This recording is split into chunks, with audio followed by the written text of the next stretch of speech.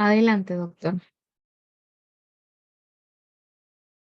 ¿Qué tal? Creo que sí se escucha ahora sí. Sí, se escucha. Bien. A ver, déjenme acomodar esto porque lo de la tecnología es bien complicado. A ver, ya está.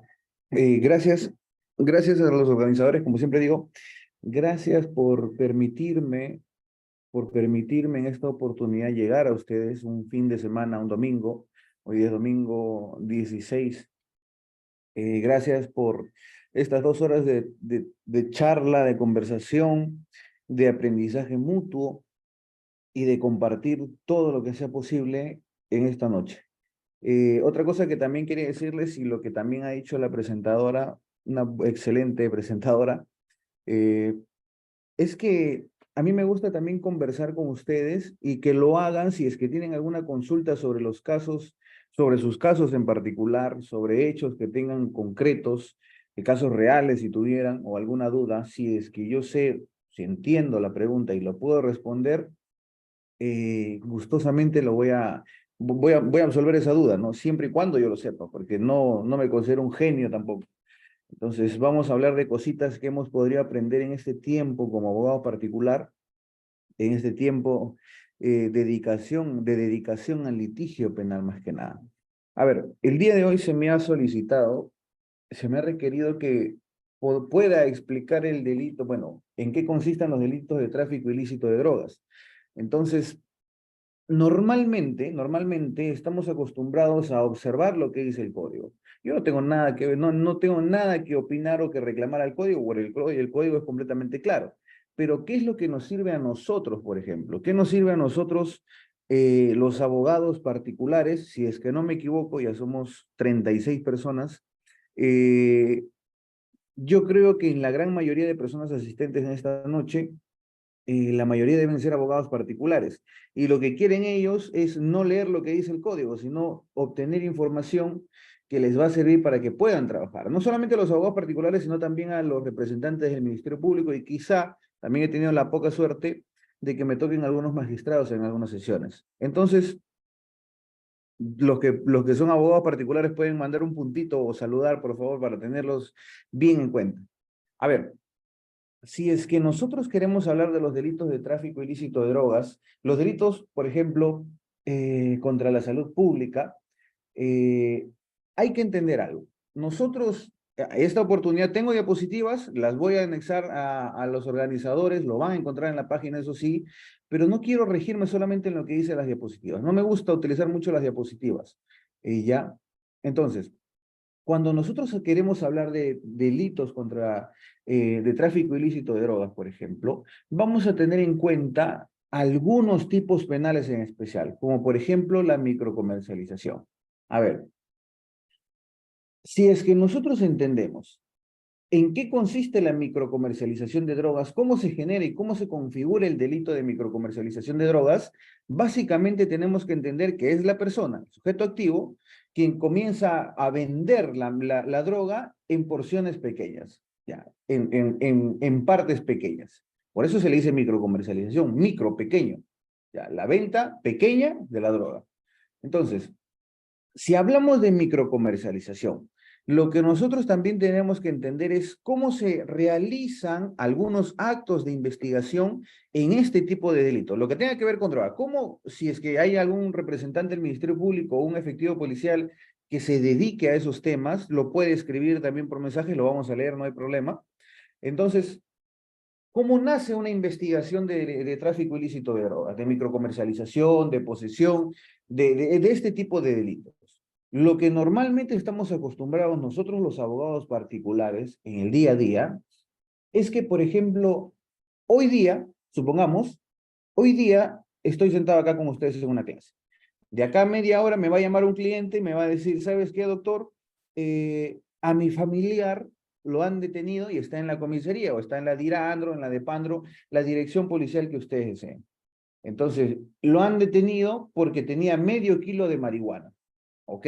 Yo voy a la comisaría, como todos, nos apersonamos y el primer problema que vamos a contar nosotros los abogados particulares es que cuando llegamos a la dependencia policial, bueno, en algunos casos, en otros casos no, pero en la gran mayoría de veces, el primer problema que tenemos los abogados particulares es que no nos dejan tener contacto con el detenido. Ese es el primer problema, porque la detención se realizó a las 10 de la noche. El abogado llegó 10:15, 15 minutos después nada más de la detención, y no nos dejan conversar con nuestro patrocinado. Entonces, lo que los efectivos policiales están acostumbrados a mencionarnos es que están realizándose las diligencias y que usted puede ingresar recién cuando se terminen a cabo esas diligencias. Pero se supone que nosotros como abogados defensores, lo primero que tenemos que hacer es participar en todos los actos de investigación, ¿o me equivoco? Lo que el código nos dice es que nosotros podemos participar en todas las diligencias respecto a la detención de una persona. Pero la vida real, el día a día, nos ha enseñado que eso no se ajusta a la realidad. Entonces, es por eso que nacen esos videos de algunos colegas que llegan a la comisaría, se pelean, enfrentan a la policía porque no le dejan ingresar a la sección donde se encuentra su patrocinado. Entonces, eh, comienzan a discutir, no le dejan tener contacto con su patrocinado. Ese es el primer problema. Ahora, doctor, ¿pero qué tiene que ver eso con los delitos de tráfico ilícito de drogas, de microcomercialización, de posesión de drogas? Ahí, pues que por ahí nace todo, pues. El primer elemento de convicción que nosotros encontramos en este tipo de delitos, si ustedes se dan cuenta, y el más importante, creo yo, es el acta de intervención. ¿Y por qué el acta de intervención? Nosotros sabemos que toda investigación nace desde un punto, ¿no? La noticia criminal. En el caso de las noticias criminales, ¿de dónde nace la noticia criminal? En algunas oportunidades de una denuncia o de un acta de intervención, por ejemplo. La noticia criminal se ha dividido en dos ahora, ¿ya? En una denuncia verbal o escrita o de oficio, y ahora también que tenga que ver con un acta de intervención, por ejemplo. Así es como nace una noticia criminal. Ahora, doctor, pero todavía no le entiendo. ¿Qué tiene que ver un acta de intervención? ¿Qué tiene que ver que un abogado particular o un abogado de oficio no pueda o no se le permita participar en una intervención de una persona a la cual se le ha intervenido por supuestamente portar o microcomercializar droga? Tiene que ver absolutamente mucho. Cuando nosotros concurrimos a una dependencia policial, al llamado de la familia de un detenido por haber microcomercializado supuestamente, nuestro deber es tener contacto con el investigado. Y no solamente contacto, participar en todas las diligencias. Cuando nosotros obtengamos ya el acta de intervención, hayamos participado en esa acta de intervención o no hayamos participado, el primer problema que nosotros tenemos que tener en mente es cuál fue el motivo del operativo, por ejemplo. Ustedes van a leer en el acta de intervención la primera parte, ¿no? Guacho, 19 de abril del año 2023, concurrimos a la ciudad, por ejemplo, concurrimos a la playa Colorado en compañía de 2 policías motorizados, realizando operativos inopinados, por ejemplo. ¿Ya? Ese es el motivo del acta de intervención. Entonces, ¿cuál fue el motivo del operativo? Bueno, pues estaban realizando un operativo inopinado. Ese fue el motivo. Buscar personas que estaban libando licor, que salían de la playa, que salían de noche, no sé, tomando, ¿no? Entonces, cuando nosotros vemos el acta de intervención, tenemos que leerlo de manera íntegra, de manera completa. La primera parte especifica cómo, cuándo y dónde y por qué, supuestamente, se realiza ese operativo. Entonces, lo que vamos a encontrar en la segunda parte es lo que a nosotros más nos importa, por ejemplo. ¿Qué pasaría si es que yo ahorita estoy en mi oficina, por ejemplo, acabo de llegar y quiero volver a salir? Si salgo de mi oficina y en la esquina me detiene un policía, ¿ya? Solamente me detiene porque yo soy una persona que mide 1,80 m, estoy un poquito gordito nada más, me gusta vestir de negro, la mayoría de veces me paro vestido de negro y uso poleras con capucha. Entonces, salgo de mi oficina en la esquina y la policía me detiene. Lo primero que ustedes van a conocer, y si es que ya les ha pasado, pongan un puntito nada más para tener un poquito más de interacción, la frase más importante que ustedes van a encontrar en estas actas de intervención, donde supuestamente hay droga de por medio, es la actitud sospechosa. Detuvimos a Adrián Osorio García porque presentaba una actitud sospechosa. Detuvimos a la doctora Amparo Capillo porque presentaba una actitud sospechosa. O si no es la actitud sospechosa, lo primero que dicen es, vimos a la doctora que nos vio, nos reconoció a nosotros como policías y comenzó a correr. Entonces, si es que es uno o es lo otro, básicamente es lo mismo. Nosotros entendemos que el Código Procesal Penal solamente nos faculta a la Policía Nacional del Perú, o en el caso de la detención en flagrancia, la detención ciudadana, por ejemplo, a que a una persona, en el caso del policía, solamente puede detener un policía a una persona en dos motivos: cuando existe flagrancia delictiva y cuando existe una orden judicial debidamente motivada.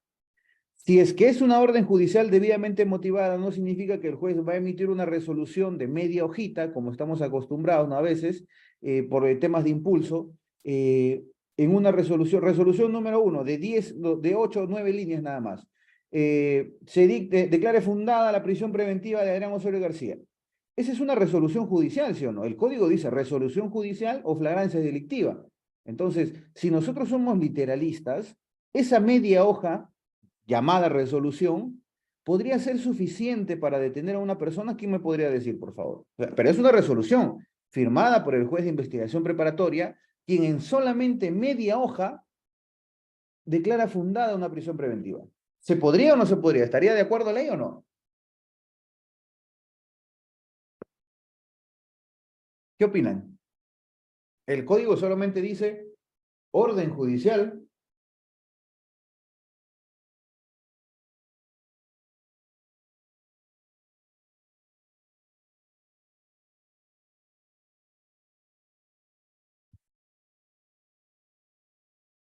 A ver, claro que no. Para prisión preventiva, doctor, no tiene que ser motivada, no debidamente sustentada, no tiene que estar debidamente motivada. A ver, entonces, ¿qué pasaría, por ejemplo?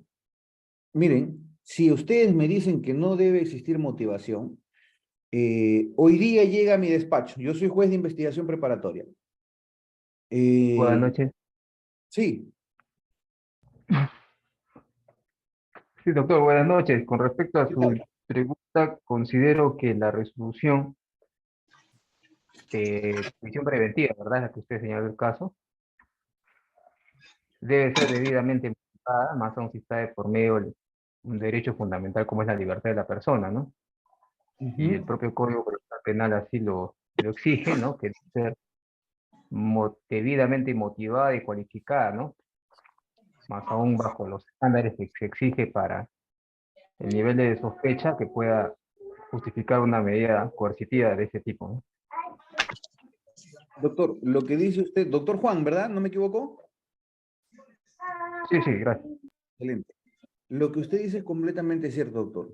Miren, la Corte Suprema, a lo largo de varias casaciones, ha dicho la sospecha leve, fuerte, súper grave. O sea, hay muchas definiciones sobre la aplicación de la prisión preventiva. Entonces, nosotros tenemos que entender que la prisión preventiva se aplica siempre y cuando la sospecha sea tal que el juez mismo, al momento de revisar los elementos de convicción supuestamente fundados y graves, haga pensar que con eso basta para que te sentencien. Pero vámonos a la realidad, por ejemplo.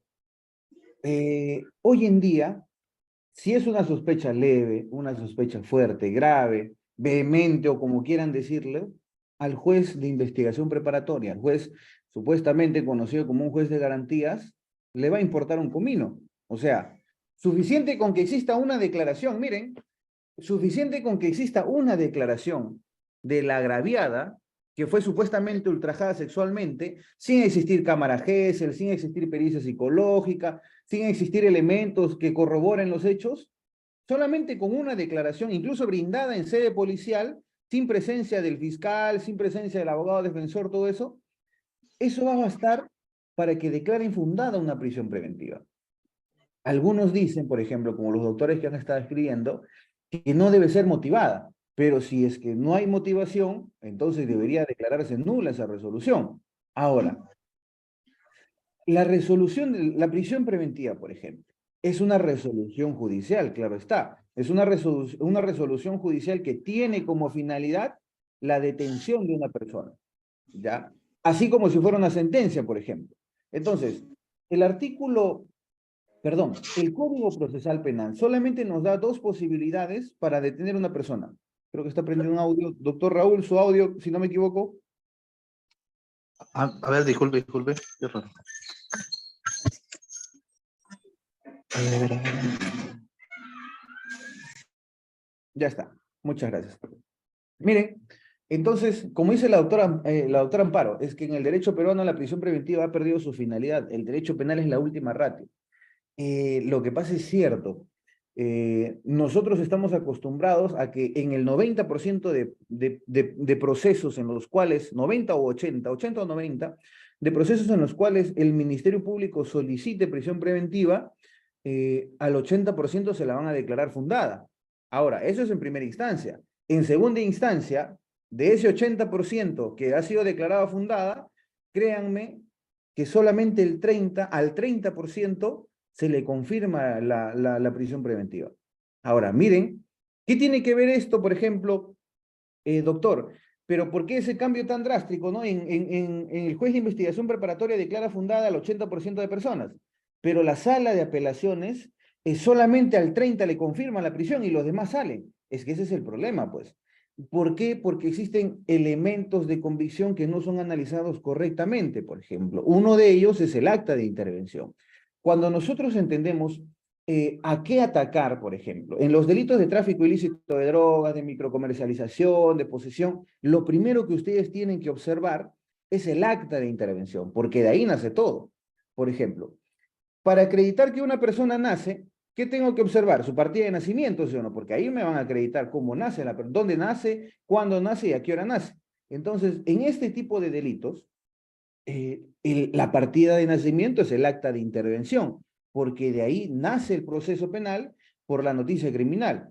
Ahora, si ustedes ven, por ejemplo, un acta de intervención realizada el día de hoy a las 10 de la noche, donde mencionan que a mí me encontraron caminando por la avenida principal, ahí les voy a explicar. A mí me ven caminando, por ejemplo, y la policía lo que dice es, nosotros detuvimos a Adrián porque estaba vestido de negro, tenía una capucha y todavía usaba mascarilla. ¿Ya? Entonces, por ese motivo me detienen. Me detienen y dentro de mi mochila, yo soy tan piña que justo cuando salí de mi oficina, justo estaba llevando mi medio kilo de marihuana para compartir con mis amigos en el peloteo que teníamos. Entonces, miren, la policía me ve caminando por la calle, me detiene solamente porque yo estaba vestido de negro y una capucha en la cabeza puesta con mi mascarilla, y al momento de detenerme me encuentran medio kilo de marihuana que yo en realidad sí acepto, pues yo sí la saqué de mi oficina. ¿Ustedes creen que esa detención es completamente legal o que no es legal?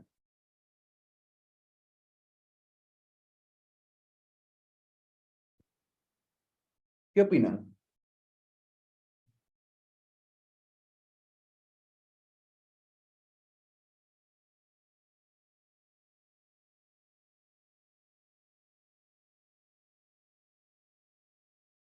¿Qué opinan ustedes? No es legal. ¿Qué tipo de violencia sería? Doctor, buenas noches. La intervención, o sea, si usted habla que se ha detenido solamente por la vestimenta, obviamente pues sería ilegal, pero puede caber la posibilidad de que el efectivo policial haya intervenido para realizar un control de identidad. Y ahora, dentro del control de identidad que se hace en la vía pública, supongamos que tampoco haya tenido DNI y que haya mostrado un nerviosismo por lo que sabe que está portando. Entonces, eso puede originar a que el efectivo policial le realice, de acuerdo al artículo 210 del Código Procesal Penal, ¿no? Le invite a que exhiba sus pertenencias en forma voluntaria.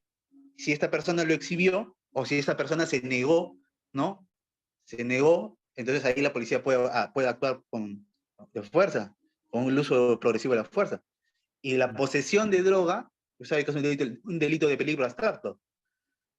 Entonces, el hecho de que le esté portando ya hay posesión. Ahora, habría que determinar si la posesión sería para tráfico ilícito o no, nada más.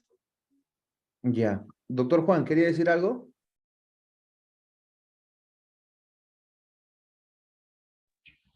Sí, con relación a lo que comentaba usted, en primer lugar, esas cuestiones de que efectivamente en las actas de intervención generalmente colocan de actitud sospechosa o que se encontraba en actitud nerviosa, ¿no? Yo no sé si la Fiscalía o la Policía Nacional tiene una espada del augurio para ver más allá de lo evidente, pero eso resulta totalmente absurdo.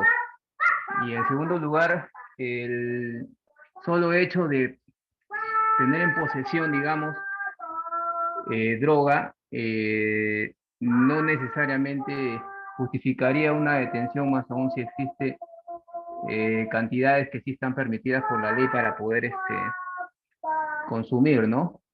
Ujú. A ver, lo que dice el doctor Raúl, vamos a comenzar por el doctor Raúl. Hay que entender una cosa.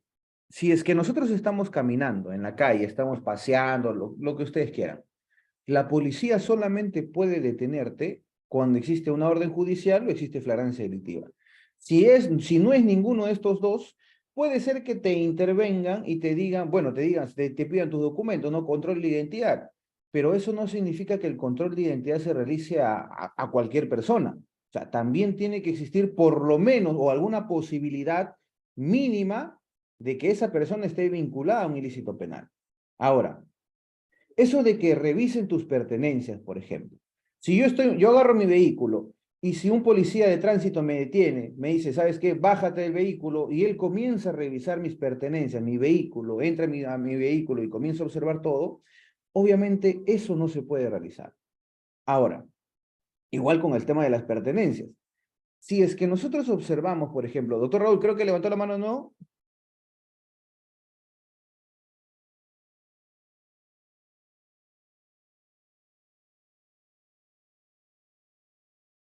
Ah, creo que bajó la mano.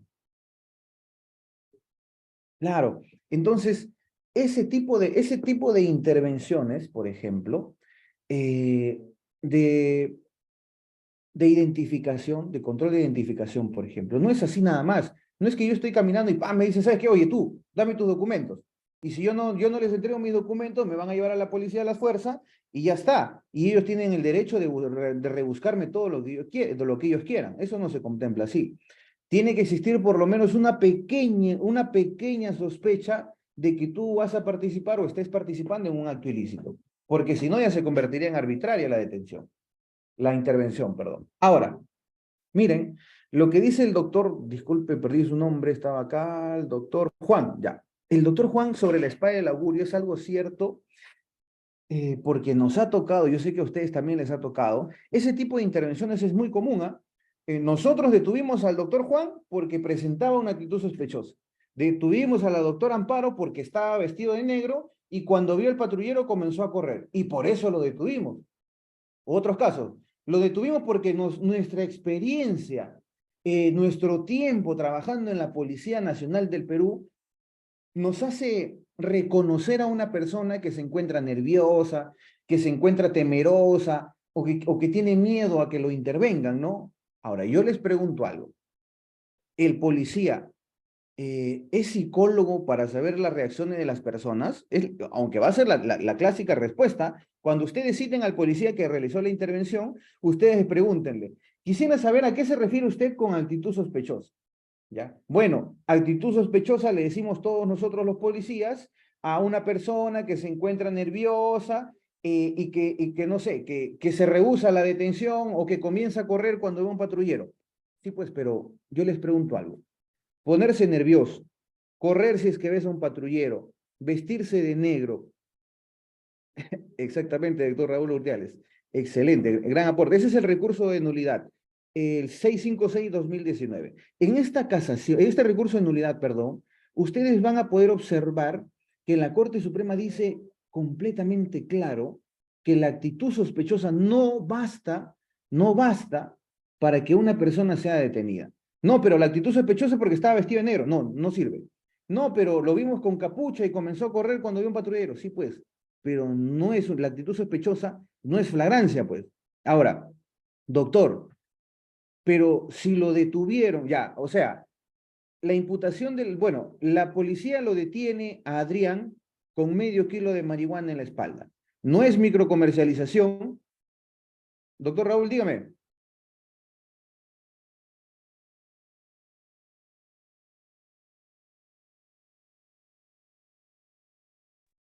Doctor, buenas noches. ¿Qué tal? Y buenas noches con todos los... yo creo que hay que entender que la flagrancia delictiva tiene tres vertientes: la flagrancia estricta, la cuasi y la flagrancia presunta. Yo he sido policía por 24 años, ya estoy en situación de retiro y siempre me he dedicado a lo que es la investigación policial.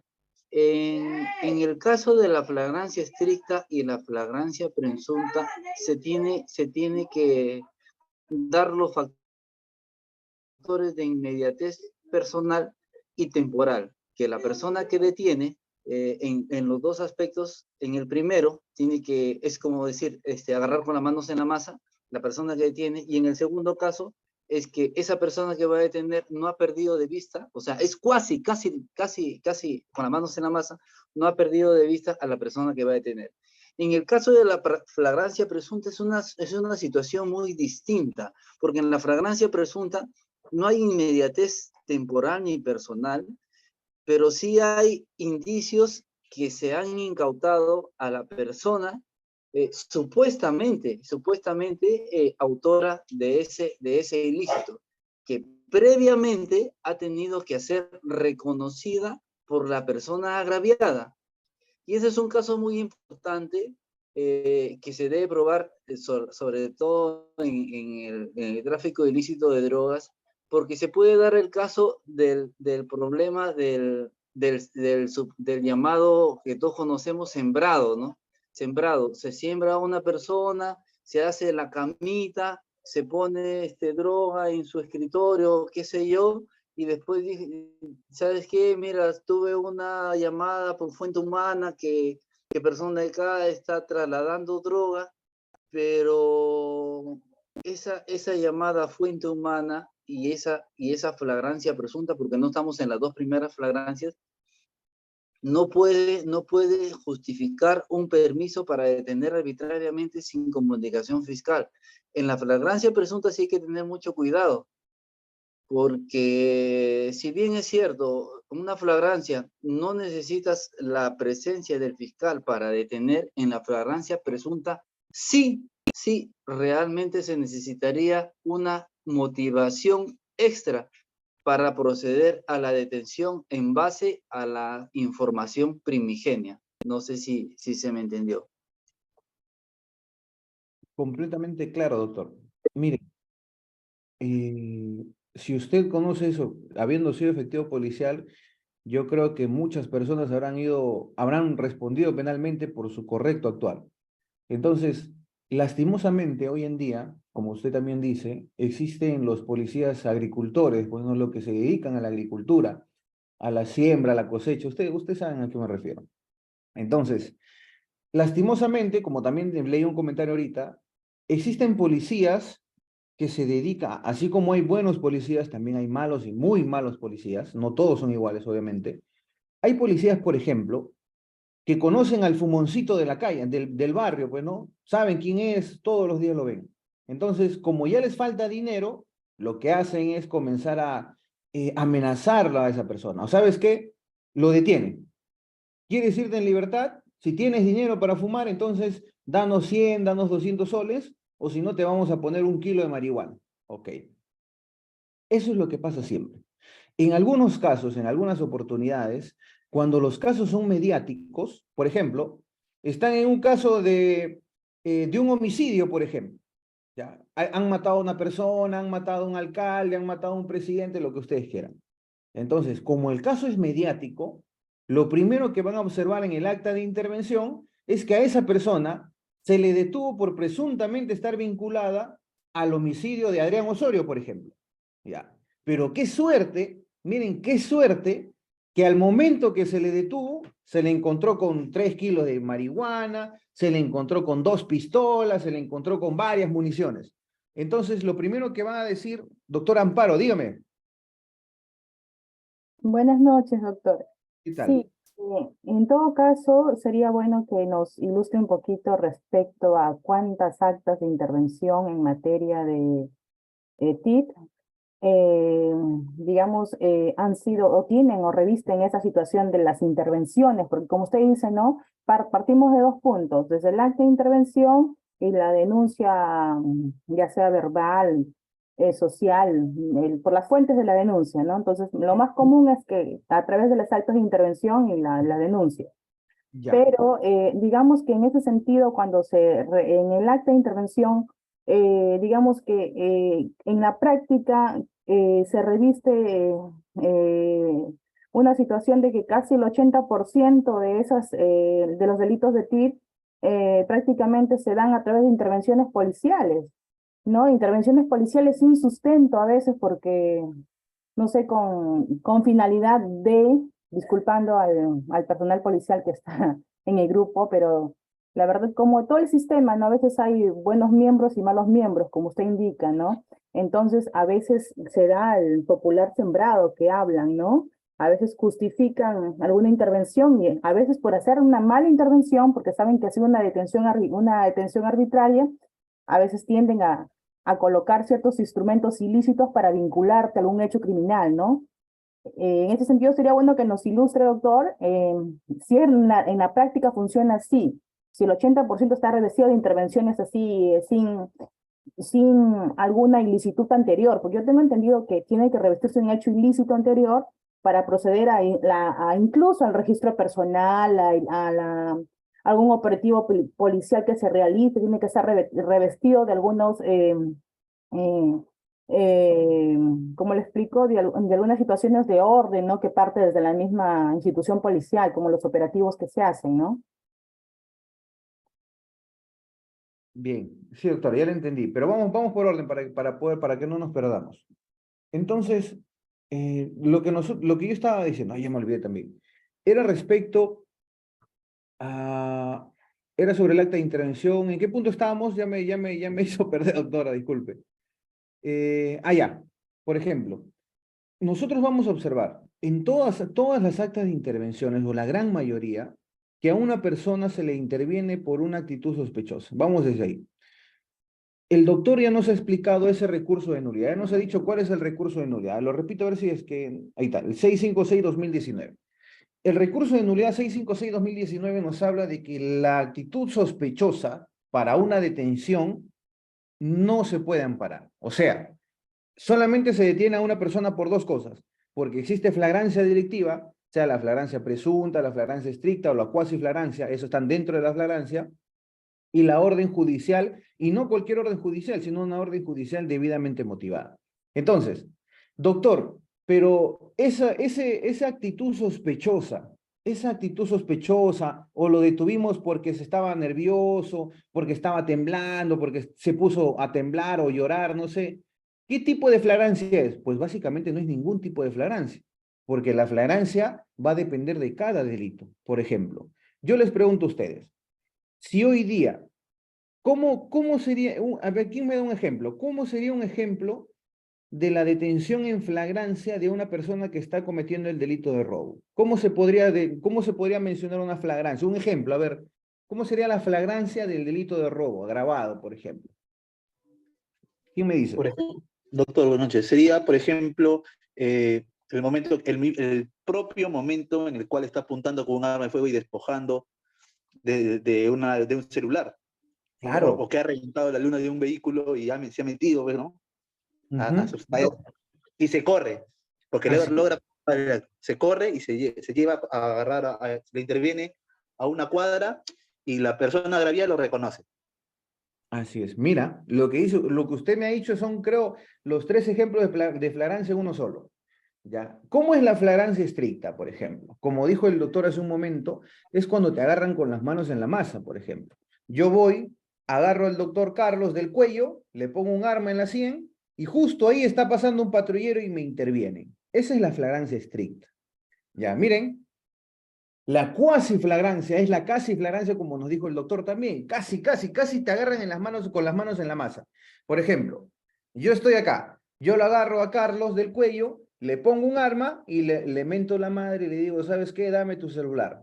Entonces, Carlos me entrega su celular y yo me voy corriendo.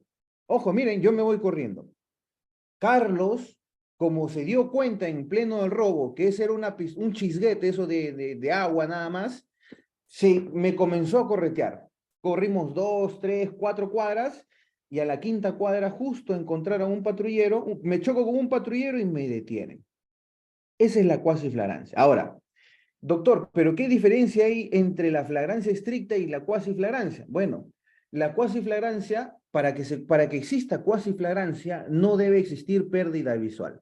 En ningún momento el investigado tiene que ser perdido de vista, porque si el agraviado en su declaración dice, me cogotearon, me pusieron un arma en la cabeza, pero no vi para dónde se fue.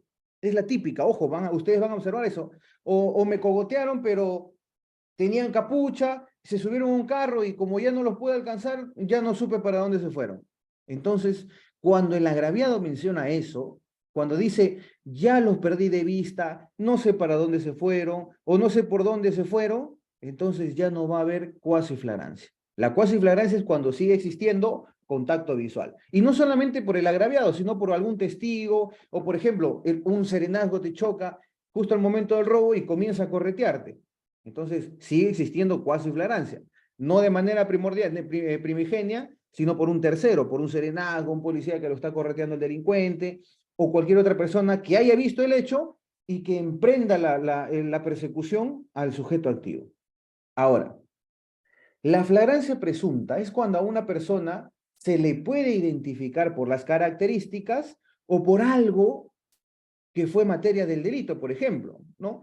Te robaron el celular, entonces, después de 3, 4 horas, cuando ya el agraviado se fue triste a su casa, se dio cuenta que el delincuente que le había robado estaba tomando una gaseosa en una tienda, ¿ya? Entonces, el agraviado ya lo había perdido de vista, ya se había dado al abandono, incluso ya se había comprado hasta otro celular.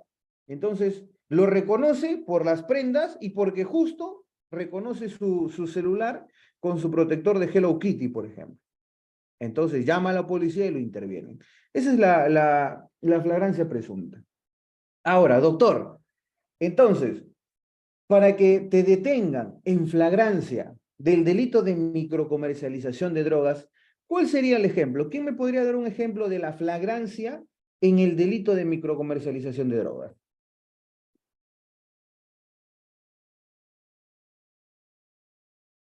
Ojo, estamos hablando de microcomercialización. Doctor, sería cuando, supongamos, una persona está vendiendo fuera de un colegio, comercializando estupefacientes, droga, y en estos momentos es intervenido por el grupo Terna, ¿ahí se daría? Ya, claro, exactamente. Pero miren, esto tiene que ver bastante, disculpen, me dan un minutito mientras que pongo a cargar mis laptops, están trabajando toda la tarde. Ustedes ya se dieron cuenta. ¿Cuál es la flagrancia delictiva del delito de microcomercialización de drogas, por ejemplo, cuando te pescan vendiendo, pues? ¿Sí o no? Cuando te pescaron vendiendo con las manos en la masa, vendiendo, justo estabas sacando tu mano por afuera de tu ventana y el policía te ve. Y justo el que te ve ¿cómo se llama ese policía? El famoso, creo que se llama la iguana, ¿no? La iguana es el que te ve. Entonces, él se da cuenta de que tú estabas sacando tu manito, entregando un quete de marihuana y recibiendo 10 soles. Si el policía te ve, tú lo ves, se ven cara a cara, entonces esa sería una flagrancia estricta, ¿sí o no? Porque tú lo estás viendo en el pleno momento en el cual está comenzando la microcomercialización, en el momento que se esté ejecutando la microcomercialización. Ok, a ver, el mismo ejemplo. La iguana te ve, ya vamos a poner otro nombre porque no quiero que me crean tampoco. El reptil te ve que tú estás sacando la mano por la ventana y tú comienzas a correr. Ya, y como tu casa está adecuada como para que tú te des a la fuga, sales por el techo, corres 2, 3 cuadras, pero te capturan después de una cuadra. Después de 4 cuadras te capturan. ¿Sigue siendo flagrancia o no sigue siendo flagrancia? Obviamente que sí, pues. ¿Sí o no? ¿Y cómo sería la flagrancia presunta? Básicamente con lo mismo, pues. ¿Ya? Con lo mismo, perdón, con lo mismo que dijimos hace rato, que se te identifica por las prendas, por los objetos con los cuales se te ha encontrado o alguna característica simultánea, ¿no? Entonces, en esos tres tipos de flagrancia te podrían detener. O también cuando exista una orden judicial, pues, ¿no? Cuando se te requiera una orden judicial de detención. Entonces, doctor, ya, pero ¿eso qué tiene que ver con el acta de intervención? Ah, vamos, esa es la diferencia, pues. Cuando nosotros intervenimos a una persona en un tipo de flagrancia, se debe especificar en el acta. Por ejemplo, el día 19 de abril del año 2023 estuvimos patrullando por las calles 28 de julio y justo nos detuvimos porque una persona estaba entregando quetes de color blanquecino a otra persona y también vimos que esa otra persona le entregaba un billete. Y como vimos esa primera actitud, nos cuadramos a un lado de la pista y comenzamos a observar. Y así vimos que llegaba uno, que llegaba otro y que llegaba otro comprador y esa persona le entregaban quetes de color blanquecino. Ok. Esa sería una, si la policía baja de su auto, porque justo estaban de civiles, por ejemplo, ya supongamos, ¿sería una detención en flagrancia, sí o no? ¿Estaría bien esa detención o no si van y lo capturan al de la ventana?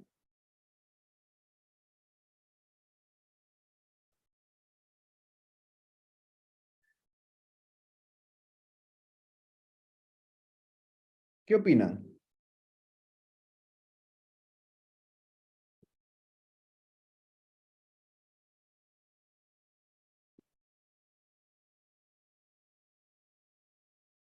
Claro, podría ser, ¿sí o no? El doctor Tito dice que sí, yo también opino lo mismo.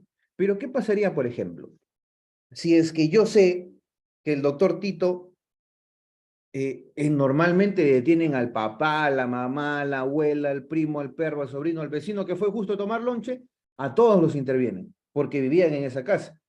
Entonces, eso es lo incorrecto a veces, ¿no? Yo pienso que deberían detener a la persona cual fue vista microcomercializando, pero para descartar siempre van a detener a todos, ¿no? Pero bueno, entonces supongamos que ya, la persona intervenida en este caso fue el señor Tito. Discúlpeme, doctor Tito, por utilizarlo de ejemplo. ¿Ya? Entonces, la intervención estaría realizada de manera correcta. Pero, ¿qué pasaría si es que yo como policía digo, yo lo vi a Tito, por ejemplo, presentando una actitud sospechosa y por ese motivo lo detuve? Entonces, oh sorpresa, dentro de su mochila me encontré 300 gramos de marihuana, dije yo. ¿Ya? Yo les pregunto algo. ¿El policía te puede detener por algo, en alguna circunstancia que no sea flagrancia delictiva? La respuesta es claramente que no. Doctor, pero entonces, si la detención respecto al delito de microcomercialización estaba mal hecha, ¿no va a existir microcomercialización, sí o no? Obviamente que no. Entonces, si no hay microcomercialización, entonces debe haber posesión, porque la droga no puede quedar en el aire. A ver. Vamos a diferenciar, por ejemplo. ¿En qué casos, cómo se configura el delito de posesión, por ejemplo? Ya, cuando una persona tiene más de los límites permitidos, ¿sí o no? Podría ser, la posesión no punible te dice que tú tienes un margen para poder consumir o para poder portar, siempre y cuando no tengas más de 2 sustancias químicas, pues ya. Pero ¿qué pasaría, por ejemplo, con eso que te detienen? La flagrancia, ese tipo de detención en flagrancia, ¿pesaría igual si es que te encuentran con 200 o 300 gramos de marihuana en tu mochila? La respuesta es que sí. Pero doctor, entonces usted me está diciendo que tener 200, 300 gramos de marihuana en su mochila, podría, de tener 300 gramos de marihuana en su mochila, y si la intervención se realizó de manera incorrecta, ¿se puede absolver al investigado? Claro que sí. ¿Por qué? Porque existe una incorrecta detención. Y al ser ilegal esta detención, todo lo que forme parte del momento de la intervención lo vas a tener que excluir. ¿Por qué? Porque existen violación de derechos fundamentales. El artículo 71, numeral 4, te habla de la tutela de derecho. El acuerdo plenario 4/2010 te habla de la exclusión de actividad probatoria ilícitamente obtenida mediante tutela de derecho. Si la detención estuvo mal y al momento que te intervienen los policías te encontraron con 200, 300 gramos de marihuana, Si se realizó mal esa detención, se va a excluir del proceso. Y es como si no se hubiera encontrado al final. No te podrían sentenciar. Y si te sentencian por ese tipo penal, ya tienes la salida. Entonces, a eso me refiero yo por qué tienen que tener en cuenta tanto el acta de intervención en delitos de tráfico ilícito de drogas o que tengan que ver con alguna droga, siempre y cuando haya una detención en flagrancia, claro está, porque si te detienen en flagrancia ya no lo vas a poder aplicar, pues. Entonces, si es que nosotros observamos ello, ¿qué pasaría, por ejemplo, doctor? Pero si usted me dice que no sería delito o se debería excluir esa droga, ¿qué pasa con los Burrier? Porque siempre me preguntan por los Burrier, ¿no? Doctor, pero entonces los Burrier, los que llevan droga al otro país, que esto, que el otro. Ah, es que la detención de ellos es en otro término, en otra medida, por ejemplo. Lo normal, cuando una persona quiere viajar al extranjero, tiene que pasar por rayos X, tiene que pasar por los perros guías, ¿sí o no? Los perros rastreadores, los que te huelen las cosas, todo eso. Entonces, después de eso, el personal del aeropuerto comienza a interrogarte. ¿Por qué quieres salir del país? ¿O por qué estás entrando a este país? Son muchas preguntas, así como salen alerta aeropuerto. Entonces, si es que el perro, por ejemplo, si es que el perro te comienza a olfatear y comienza a rascar tu mochila, eso significa que hay marihuana dentro de tus pertenencias, porque los perros están entrenados para eso. ¿Tú cometerías el delito de posesión? En ese caso, si el que te detuvo fue un perro y no la persona, ¿estarías en flagrancia delictiva del delito de posesión? ¿Sí o no?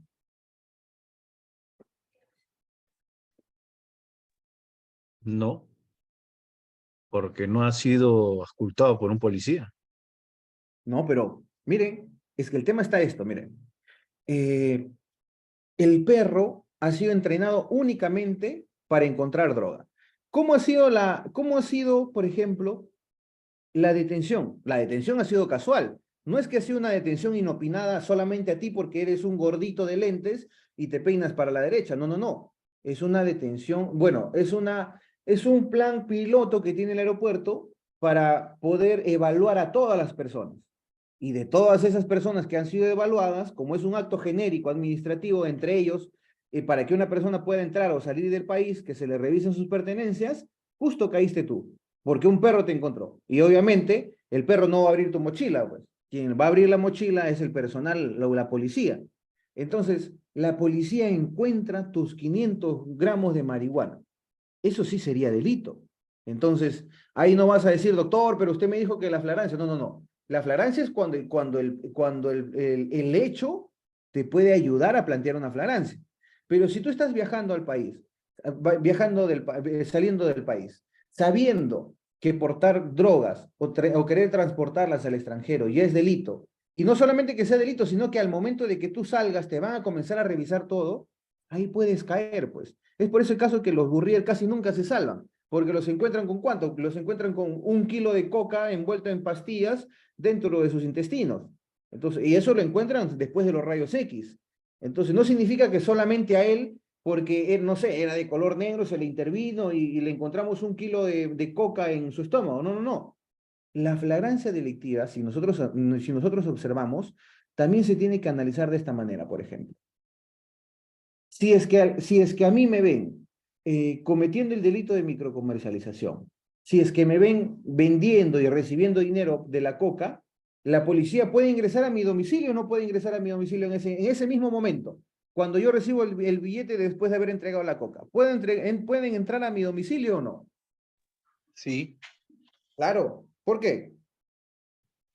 es inmediato, pues. Si es inmediato, sí, claro, pues, es un delito flagrante. Para que Flagrancia. ingresen a tu domicilio exacto, debe ser una flagrancia estricta. En ese momento nada más te pueden detener.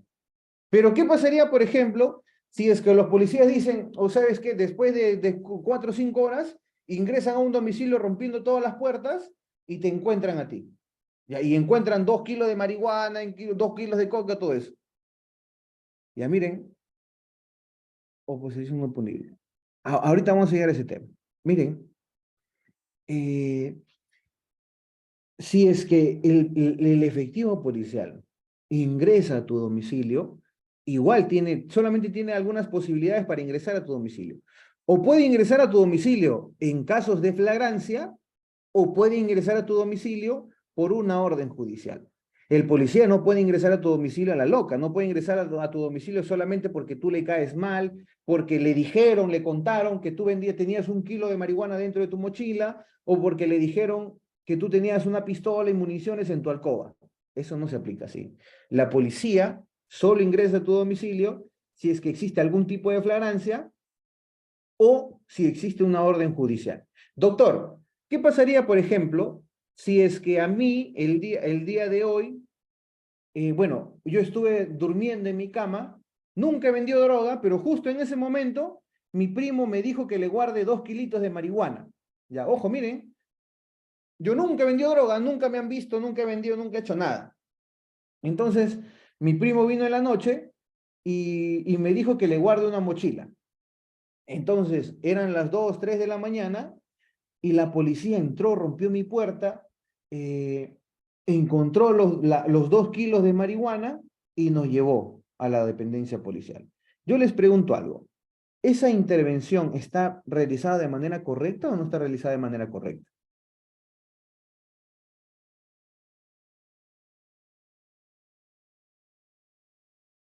No sería correcto, doctor, porque por medio no hay una orden judicial y no había flagrancia delictiva en el momento de realizar los hechos.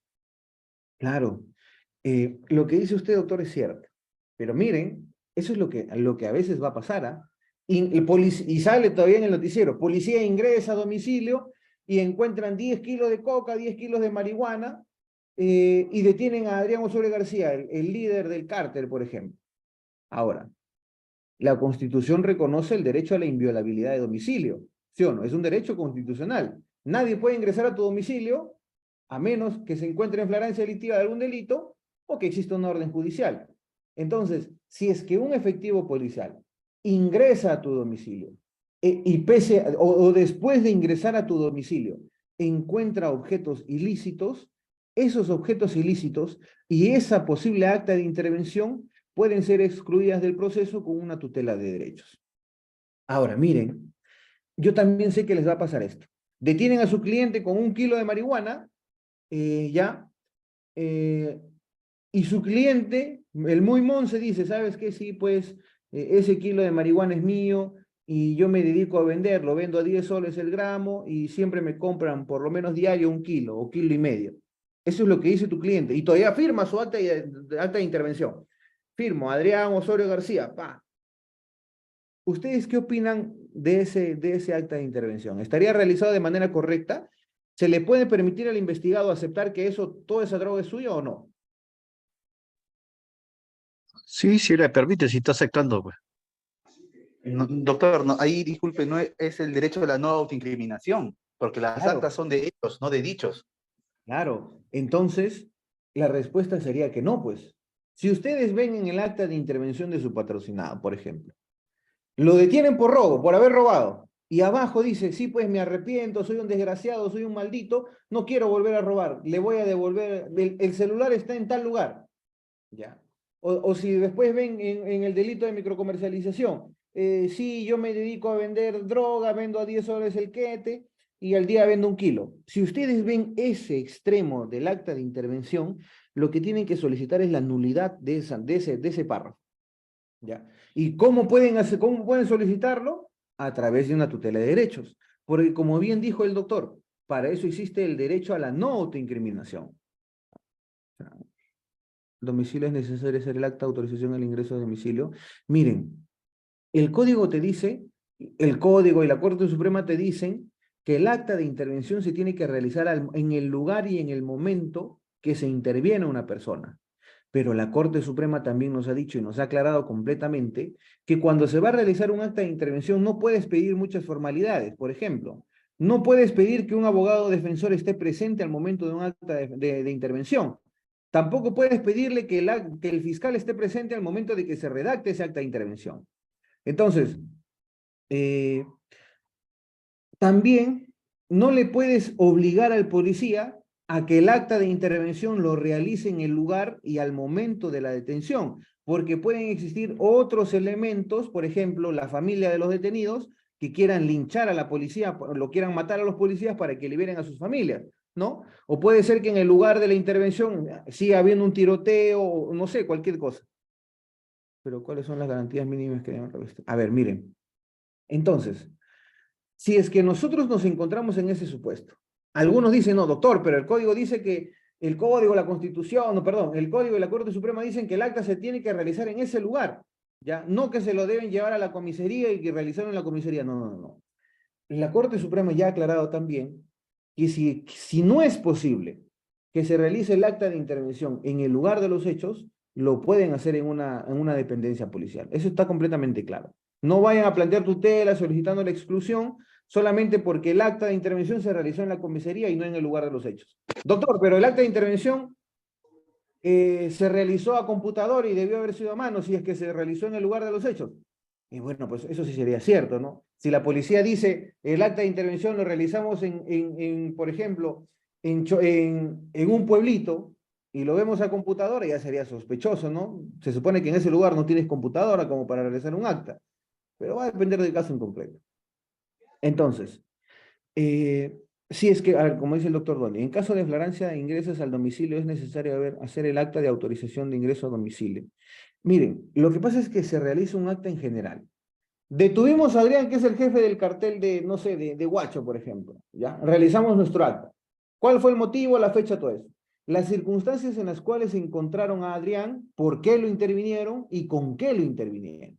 Como les dije hace un rato, ¿no? Cuando se tratan de casos, por ejemplo, mediáticos, Adrián, que está vinculado por ejemplo, a un robo o a una muerte de una persona famosa, al momento de que lo intervengan, lo típico que van a ver ustedes es que lo intervienen con 1 kilo de marihuana, con pistolas y con municiones.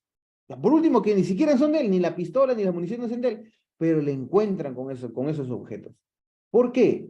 En la mayoría de veces, bueno, a veces te puede servir, yo no estoy de acuerdo con ello, pero ¿qué preferirían ustedes si es que fueran policías, por ejemplo? ¿Preferirían investigar durante 48 horas o tener 15 días para investigar? La respuesta es obviamente, lo que ustedes quieren, lo que ustedes requieren para poder corroborar que Adrián participó en la muerte del presidente, es más tiempo, pues, ¿sí o no? Entonces, ¿qué es lo que te da más tiempo? Bueno, cuando hay una detención por tráfico ilícito de droga, ¿ok? Entonces, ¿cuál es la solución? Bueno, pues sembrarle droga, pues. Esa es la salida. Eso es lo que usan normalmente. Tu patrocinado lo detienen, por ejemplo, por haberse peleado con un efectivo policial, ¿ya? Y cuando lo detienen le encuentran con 1 kilo de marihuana. Oye, total. Entonces, a veces se van a dar cuenta que a sus patrocinados lo primero van a hacer, como dijeron hace rato algunos compañeros, es los famosos policías agricultores, pues. Los que te siembran y de la nada te aparece droga, te aparecen municiones, te aparecen armas, te aparecen todo. Doctor, ya, usted nos dice en total, en conclusión, para recar, porque ya hemos terminado la primera hora, para recapitular, usted nos ha dicho, si es que el acta de intervención se realiza mal, por ejemplo, si es que a una persona no se le detuvo por flagrancia, eso significa que los objetos, sea 1 kilo de marihuana, sea una pistola, sean municiones, todos esos objetos ilícitos con los cuales se les ha encontrado, ¿ya no van a existir? Sí, esa es la respuesta. La respuesta es que sí, ya no van a existir. Entonces, ¿cuál sería el camino, doctor, para poder sacarlos del proceso? Lo dije hace un momento. A ver, ¿quién me puede decir?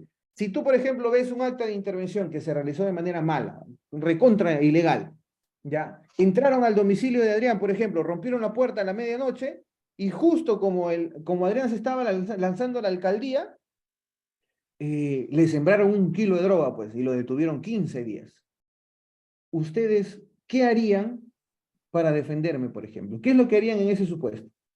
Tutela de derechos. ¿Ya? ¿Ante quién se plantea la tutela de derechos? Juez de investigación preparatoria. Muy bien. ¿Se puede plantear Doctor, una tutela de derechos en diligencias preliminares? no, es formalizada nomás. Doctor, una consulta, disculpe. ¿Qué pasa si un acta de intervención no tiene la firma de los imputados, del imputado, los intervenidos? Ni siquiera él se negó a firmar, si no tiene la firma. Ya. A ver, miren. Por estrategia, en todos los delitos, yo siempre le digo a mis patrocinados que no firmen el acta. Ya, incluso los policías llenan, ¿no? Se negó a firmar y no firman. Normalmente, no, normalmente yo acostumbro a que no firmen las actas de intervención. Entonces, si es que el policía no pone, se negó a firmar, bueno, yo creo que no afectaría en nada, porque al final sería siempre y cuando esté la firma de tu patrocinado con su huella digital y sus nombres, pues, ¿no? Porque eso significa ¿qué cosa? Que tú estás aceptando lo que hay en el acta de intervención. Tu Doctor, patrocinado, sí, doctor, respecto a la pregunta que usted hacía, ¿no? Si dentro de las diligencias preliminares procede la tutela de derechos, y el compañero decía que tiene que ser la formalizada, ¿no? Dentro de la etapa de la formalizada. En este sí. caso, ¿no podría ser un habeas corpus?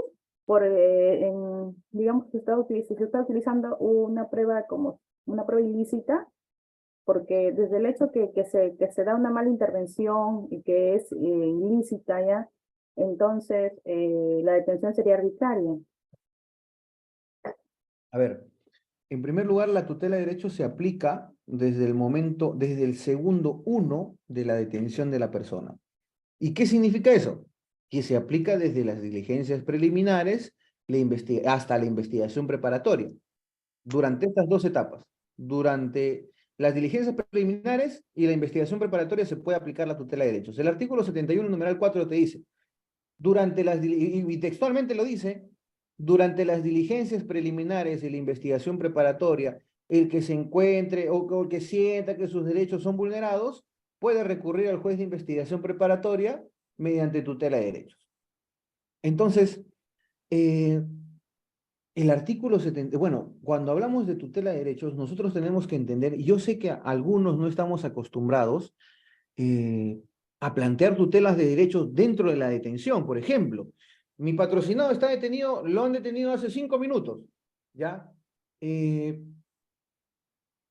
Y hasta el momento, por ejemplo, ya pasaron 5, 6, 7 horas y hasta ahorita no se le saca dosaje etílico, no se le saca, no pasa reconocimiento médico legal. Puedes plantear una tutela de derechos, claro. Dentro de la detención, doctor, claro que sí. ¿Quién te dice que no? No, doctor, pero si no se ha generado un número de expediente, no hay un número de expediente, ¿cómo voy a plantear tutela de derechos? ¿A dónde voy a ir a presentar? Obviamente, si es que la única manera de que se genere expediente en un proceso es cuando el fiscal formaliza la investigación, le corre traslado al juez y el juez ya te va a notificar que ha llegado a la formalización. Esa es la primera.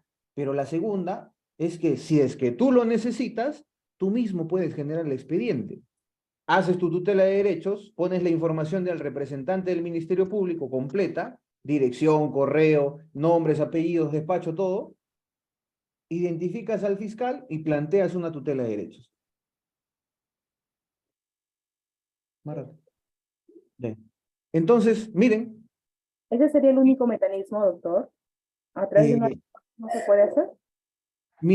a ver, el artículo 71 se ha hecho, la tutela de derechos se ha hecho para defender todo lo que tenga que ver respecto a los derechos del investigado. No solamente los que están regulados en el artículo 71, por ejemplo, a contar con un abogado defensor, a tener una imputación clara, a pasar reconocimiento médico legal, a saber los cargos formulados en su contra. En el artículo 71, numeral 2, hay como 6 o 7 derechos del investigado.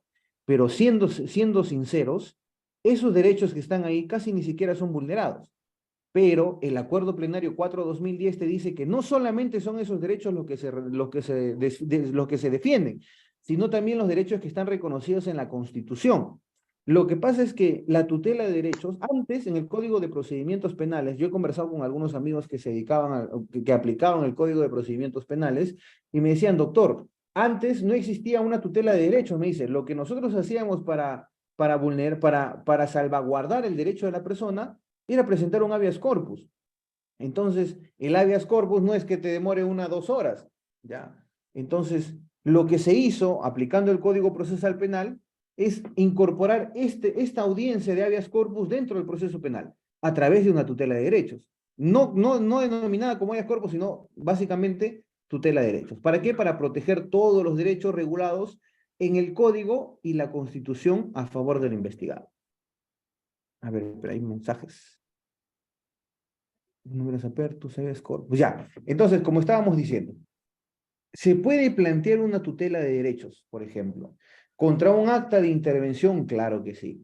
Si es que existe un ingreso indebido a un domicilio por parte de la policía, ¿se puede solicitar la exclusión con una tutela de derechos? Claro que sí, obviamente. ¿Te van a declarar fundada la tutela de derechos? Bueno, ya va a depender bastante de cómo realices tu tutela y cómo el juez razone, pues. Y si no, vas a tener que interponer un recurso de apelación. Y si no, casación, pues.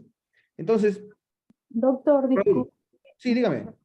¿y qué, digamos, yo planteo una tutela de derechos ante el juez de investigación preparatoria? ¿Y qué es lo que tengo que adjuntar? Porque ahí sí nos puede orientar un poquito, porque la verdad estamos, bueno, yo estoy perdida en este caso. No se preocupe, doctora. Miren, lo que tú tienes que adjuntar va a depender bastante del derecho que tú sientas que sea vulnerado.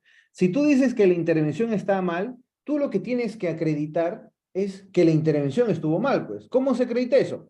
Con la declaración de los policías, con el acta de intervención, por ejemplo. Ya, con eso acreditas que existe una intervención incorrecta.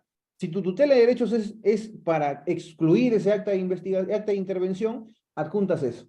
Si, por ejemplo, otro tipo de tutela de derecho, yo tengo, creo que voy a hacer un libro de tutela de derecho porque tengo bastantes cositas que he planteado.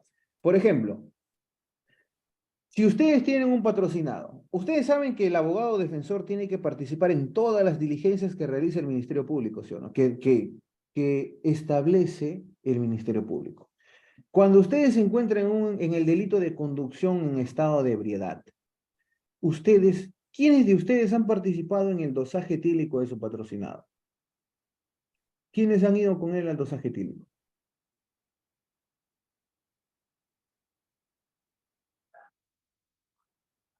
No es que no dejen, tienes que pelearte para que ingreses. Sí tienes que participar en ese dosaje etílico. Ya. Entonces, yo les pregunto algo. ¿Ustedes pueden solicitar la exclusión de ese dosaje etílico? Claro que sí. La única vez en que la Corte Suprema se ha pronunciado en donde el abogado defensor no tiene que excluir un dosaje etílico, por ejemplo, solamente hay una casación que habla de esto. Una persona interpone un recurso de casación porque se le había realizado un dosaje etílico a un efectivo policial. Entonces, la Corte Suprema dice, oye, espera un momentito, nosotros podríamos excluir ese dosaje etílico siempre y cuando estuviéramos dentro de un proceso penal, pero nunca se abrió un proceso penal. Entonces, tú estás planteando una tutela de derechos cuando ni siquiera se ha aperturado una investigación. Ese es el único pronunciamiento que ha tenido la Corte Suprema respecto a la participación del dosaje etílico. Usando lo contrario, ustedes tienen que participar en el dosaje etílico de su patrocinado, sellar el cargo.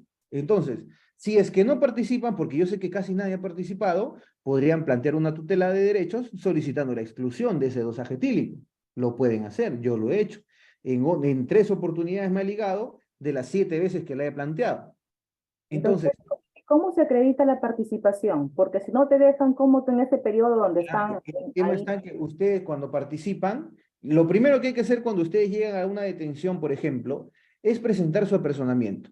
¿Ya? Algunos dicen, doctor, pero el Tribunal Constitucional nos dice que ya no es necesario el apersonamiento en la dependencia policial. Sí, pues, pero si tú quieres excluir actividad probatoria y tú dices, doctor, se realizaron diligencias sin que me notifiquen. Pero doctor, usted nunca se personó. No, pero la Corte Suprema dice que esto, no, pero hay que tener algo bien claro. Si tú quieres ejercer una defensa eficaz, yo, por ejemplo, cuando llego a la dependencia policial, yo hago mis apersonamientos a mano, porque yo ya sé lo que me van a decir. O lo hago en mi oficina si es de día y lo llevo solamente para que lo firme mi patrocinado. Porque el primer pretexto, como dijimos al comienzo, es que el efectivo policial, el mal efectivo policial, te dice que tú tienes que llegar, si llegas, anda a tu oficina, haz tu apersonamiento y regresas. Y cuando regresas, te dicen, ¿sabes qué? Espérate un momento, porque ahorita la vamos a sacar a tu patrocinado para que converse contigo. Entonces, lo que ustedes tienen que hacer es ponerse más moscas, pues. Llegar, si es que están lejos de la oficina, a mano nada más, una hoja bond, lo pueden hacer en lapicero, y que firme su patrocinado. El tema es hacerlo lo más rápido posible, pues. Ahora, si es que nosotros hablamos, como dijo la doctora, ese es otro tipo de tutela de derechos, por ejemplo. Si es que nosotros vemos que durante la investigación, por ejemplo, se realizaron actos de investigación que no siguen los protocolos, también se puede solicitar la exclusión de ese acto de investigación en base al principio de legalidad procesal. Lo que está en el Código Procesal Penal se tiene que respetar, y si no se respeta lo que está en el Código Procesal Penal, lo primero que tienes que hacer es solicitar su exclusión. Doctor, ¿y qué necesito para acreditar eso? Depende del derecho que se te ha vulnerado, por ejemplo. Ya saben, si es que tú quieres, si que tú dices que hay una indebida, una incorrecta detención, el acta de intervención, y también tienes que participar en la declaración de los policías que intervienen. Ese es otro punto que quiero decirles. Si ustedes ya tienen en mente, ¿no? Si ustedes hoy día salen, por ejemplo, de esta clase, a los 20 minutos les contratan por un casito, una detención, por una flagrancia de robo, por una flagrancia, no sé, de tráfico ilícito de drogas, de microcomercialización, de lo que ustedes quieran. Si hay una detención, lo primero que tienen que buscar es el acta de intervención. Todo el proceso penal nace de ahí. No del informe policial. El informe policial puede decir miles de cosas. El acta de intervención es lo que importa. ¿Cómo lo detuvimos a una persona que estaba, a mi cliente que había robado? No, lo detuvimos en una actitud sospechosa. ¿Por qué? Porque era negro, por ejemplo, o porque era gordito. Entonces, cuando ustedes vean que un acta de intervención dice actitud sospechosa, sea el delito que sea, lo que ustedes tienen que hacer es llamar a los policías para que declaren. Al toque nada más. El tema es ese. El policía a veces se cree fiscal que puede tipificar el delito. No, para mí es flagrancia del delito de extorsión, no sé, tipificado en el artículo 200 con la agravante de tal párrafo, por ejemplo. El policía no puede hacer eso. ¿Ya? El policía se rige a lo que dice el fiscal. Si el fiscal dice que apertura diligencias preliminares, se rige a él. Ya, claro, ayuda al Ministerio Público, pero el policía no puede tipificar delitos. Ahora, miren, Doctor, sí, disculpe, cuando usted habla de llamar al policía para efectuar una especie de interrogación, interrogarlos, perdón, ¿eso se hace también de forma verbal o hay que también hacerlo por escrito o durante ese lapso donde está en la comisaría? ¿O ya. hay que solicitarlo al fiscal? Doctora, lo que hay que hacer nosotros, miren, yo al comienzo, cuando comenzaba a trabajar como particular, bueno, toda mi vida trabajó como particular, ¿no? Desde que salí de la universidad, incluso desde antes, ejercía actos de abogado sin ser abogado. Entonces, no ilícitamente, claro está, no ilícitamente, trabajaba con un abogado, pero yo era el que iba a las comisarías, presentaba los documentos, iba a la fiscalía, hacía todo por escrito, y el abogado solamente firmaba y se presentaba, ¿no? Entonces, a eso me refiero, que ejercía como abogado sin ser abogado. Entonces, ya cuando uno es constante en una zona, por ejemplo, ya te llegan a conocer. Entonces, como te conocen, a veces te dan facilidades. Por ejemplo, no digo facilidades que tu patrocinado va a salir, sino, doctor, ¿sabes qué? Necesito una hoja para que haga su personamiento. Bueno, pues tome esa hojita, le prestan el lapicero o le pueden sacar una copia. Entonces, no significa que te van a ayudar a que salga en libertad tu patrocinado, no, eso no pueden permitir ustedes. Entonces, si es que ustedes solicitan actos de investigación, por ejemplo, si es que la detención de la persona que supuestamente estaba realizando la microcomercialización de drogas dice actitud sospechosa, hagan a mano su escrito, soliciten actos de investigación. Siempre lo tienen que hacer todo por escrito, porque supongamos que ustedes van y plantean una tutela de derechos y dicen, doctor, nosotros le dijimos al fiscal a las 8, a las 10, a las 12, a las 2, a las 4, a las 6 de la tarde, todo el día, que queríamos que declare esa persona. El juez te recibe tu tutela y te la va a declarar inadmisible de plano porque no has presentado, no has apuntado, bueno, en primer lugar, porque no puedes plantear una tutela de derechos para actos de investigación. Eso es lo primero. Lo segundo, si tú quieres un pronunciamiento judicial, artículo 337, numeral 5, si el fiscal, por ejemplo, tú presentaste tus actos de investigación, ahorita vamos por ahí. Si, por ejemplo, tú me hiciste caso, llevas tus escritos o lo haces a mano, presentas actos de investigación y el fiscal te dice, ¿sabes qué, doctor? No vamos a realizar esos actos de investigación o no te responde. La salida es el pronunciamiento judicial. o la desestimación de diligencias sumariales, como le digo yo.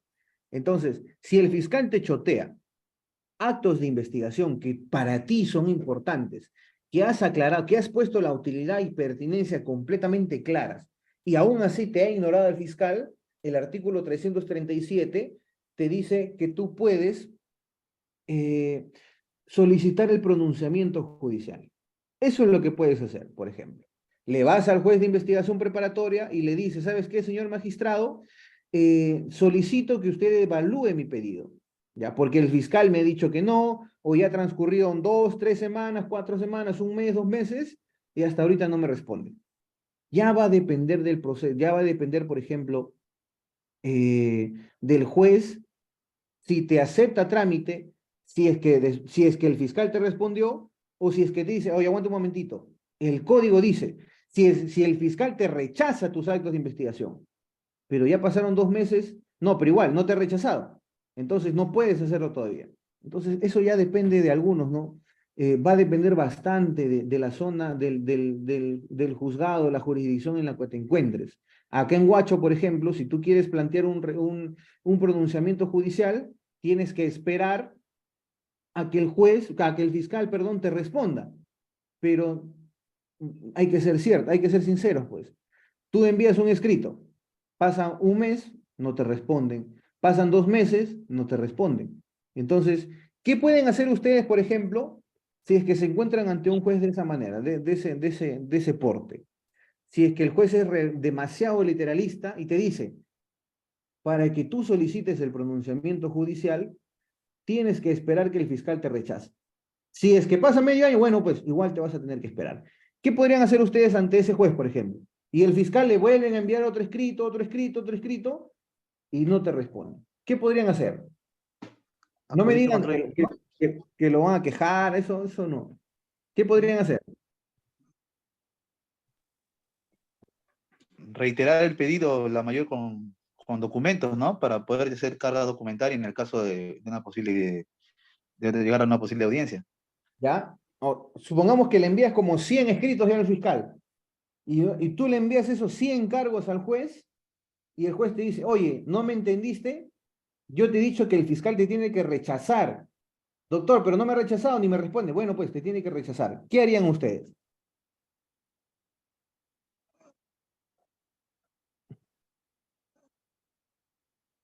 ¿Alguien de aquí trabaja en el Ministerio Público?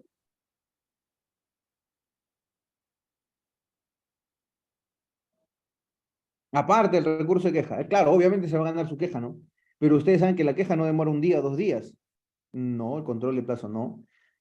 Tampoco. El control de plazo solamente es para el exceso de plazo de la investigación. Tú quieres un acto de investigación. Tú sabes que ese acto de investigación a ti te va a servir. No te conviene un control de plazo porque el fiscal cierra el plazo de la investigación preparatoria formalizada y ya no vas a poder realizar esa diligencia, esa inspección que tanto querías, por ejemplo. Entonces, yo, por ejemplo, le he encontrado una pequeña salida a eso. Yo le he denominado tutela de derechos de acción, por ejemplo. El Ministerio Público, cuando recibe los Doctor, documentos... Sí, dime. sí, doctor, tendría que solicitar una audiencia por inadmisión en este caso, de realizarse ese medio o elemento de convicción de descargo, ¿no? Que ha ofrecido el investigado, ¿no? En vista de que el fiscal se rehúsa a responder o actuarlo, ¿no? En este caso tendría que solicitar en el juez de investigación preparatoria una audiencia por inadmisión, digamos, de actuación de ese elemento de convicción de descargo, ¿no? Si el juez es el que se rehúsa, digamos, a realizar digamos, a darle trámite, ¿no? Al pedido, ¿no? De la defensa técnica, al margen del tema administrativo, podría ser una denuncia penal, ¿no? Porque eso también, pues, Bueno, puede ser, la ¿no? habilitación generaría eso, ¿no? Mira, eso de la Visión, ¿no? denuncia podría ser. Ahora, lo que usted me dice es lo que yo conozco como la inadmisión de diligencias sumariales. Yo la conozco así. Entonces, el término me gusta. Entonces, lo que usted me dice está regulado en el artículo 337, numeral 5. Cuando tú le propones al fiscal, y eso es lo que hemos estado hablando, cuando tú propones un acto de investigación, obviamente lo tienes que hacer ante el fiscal, ya. Y si el fiscal te rechaza, ojo, es lo que dice el artículo 337, no lo digo yo, miren en su código, el artículo mismo dice, te rechaza, ya, no te dice si es que no te responde o si se demoró mucho en responder, todo eso. Hay jueces, por eso le digo, depende ya de la jurisdicción, hay jueces que te dicen, ¿sabes qué? No te respondió después de una semana, bueno, yo voy a hacer como si fuera un rechazo tácito, como si no te hubiera respondido, pero bueno, no te respondió básicamente con un escrito, pero te ignoró. Para mí es un rechazo tácito. Algunos jueces piensan eso. Otros jueces, por ejemplo, como acá en Guaura, te dicen, no, no, no, espera hasta que te rechace. Entonces, ¿eso qué significa? Vamos a esperar una semana, 2 semanas, un mes, 3 meses, 4 meses, hasta que el fiscal le dé la gana de rechazarte, pues. Entonces, puede ser que tú utilices, si es que es un acto de investigación que va a desaparecer, que es importante para ti, puedes utilizar al notario público para realizar ese acto de investigación que tú quieres ofrecer, pues, por ejemplo.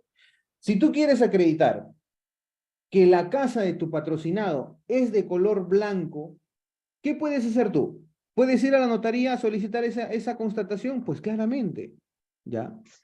Tú quieres corroborar, por ejemplo, que tu patrocinado dentro de su domicilio solamente, no sé, el domicilio solamente cuenta con un cuarto y un baño, puedes utilizar al notario público.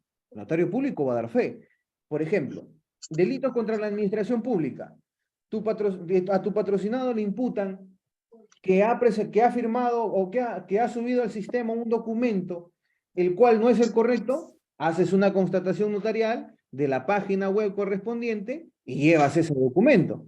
Entonces, no solamente podemos depender del fiscal, sino también de otros aparatos, por ejemplo, el notario público. El notario público es una persona imparcial, que no va a estar al lado ni del Ministerio Público ni del abogado defensor. Él solamente va a dar fe de lo que puede constar. ¿Ya? Entonces, hay Eso, que...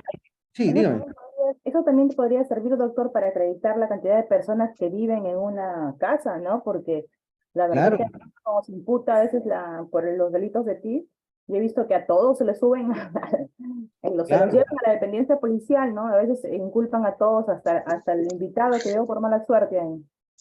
Eso es cierto, doctor. Mire, por ejemplo, ¿cómo podremos utilizarlo?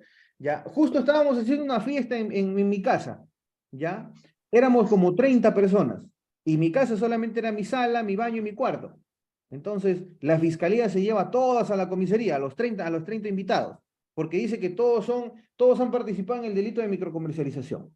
Entonces, vas a la notaría al día siguiente, si es que tienes suerte y no es domingo, o vas el lunes a primera hora, haces una constatación notarial del lugar de los hechos. ¿Ya? Vamos a dejar constancia que es un cuarto o una casa con una sala de 9 metros cuadrados, un cuarto de 6 metros cuadrados y un solo baño, donde es imposible que vivan todas esas personas. Entonces, lo que tenemos que hacer nosotros es innovar algunas cosas más. Ahora, doctor, ¿puedo usar al juez de paz, al teniente gobernador, al juez de paz de primera nominación, por ejemplo? Bueno, podría ser, lo pueden usar. ¿Sí, doctora? ¿Alguien levantó la mano, creo?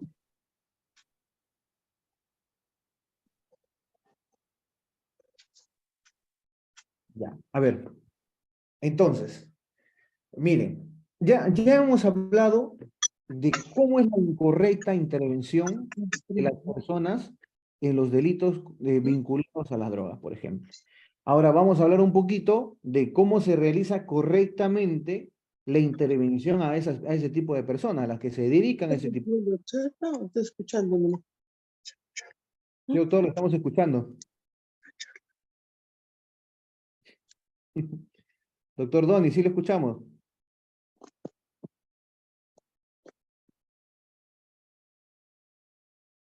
Ya lo apagué. Miren, si es que yo, por ejemplo, yo fuera un efectivo policial y yo quiero detener a una persona porque sé que está vinculada al tráfico ilícito de drogas o a la microcomercialización, lo primero que tengo que hacer es ponerla en conocimiento al Ministerio Público. El fiscal va a realizar una disposición de apertura de diligencias preliminares y ahora, ¿va a solicitar actos de investigación, sí o no? Yo les pregunto algo. Cuando se aperturan diligencias preliminares, ¿el fiscal está en la obligación de notificar a los investigados o no? ¿Sí o no?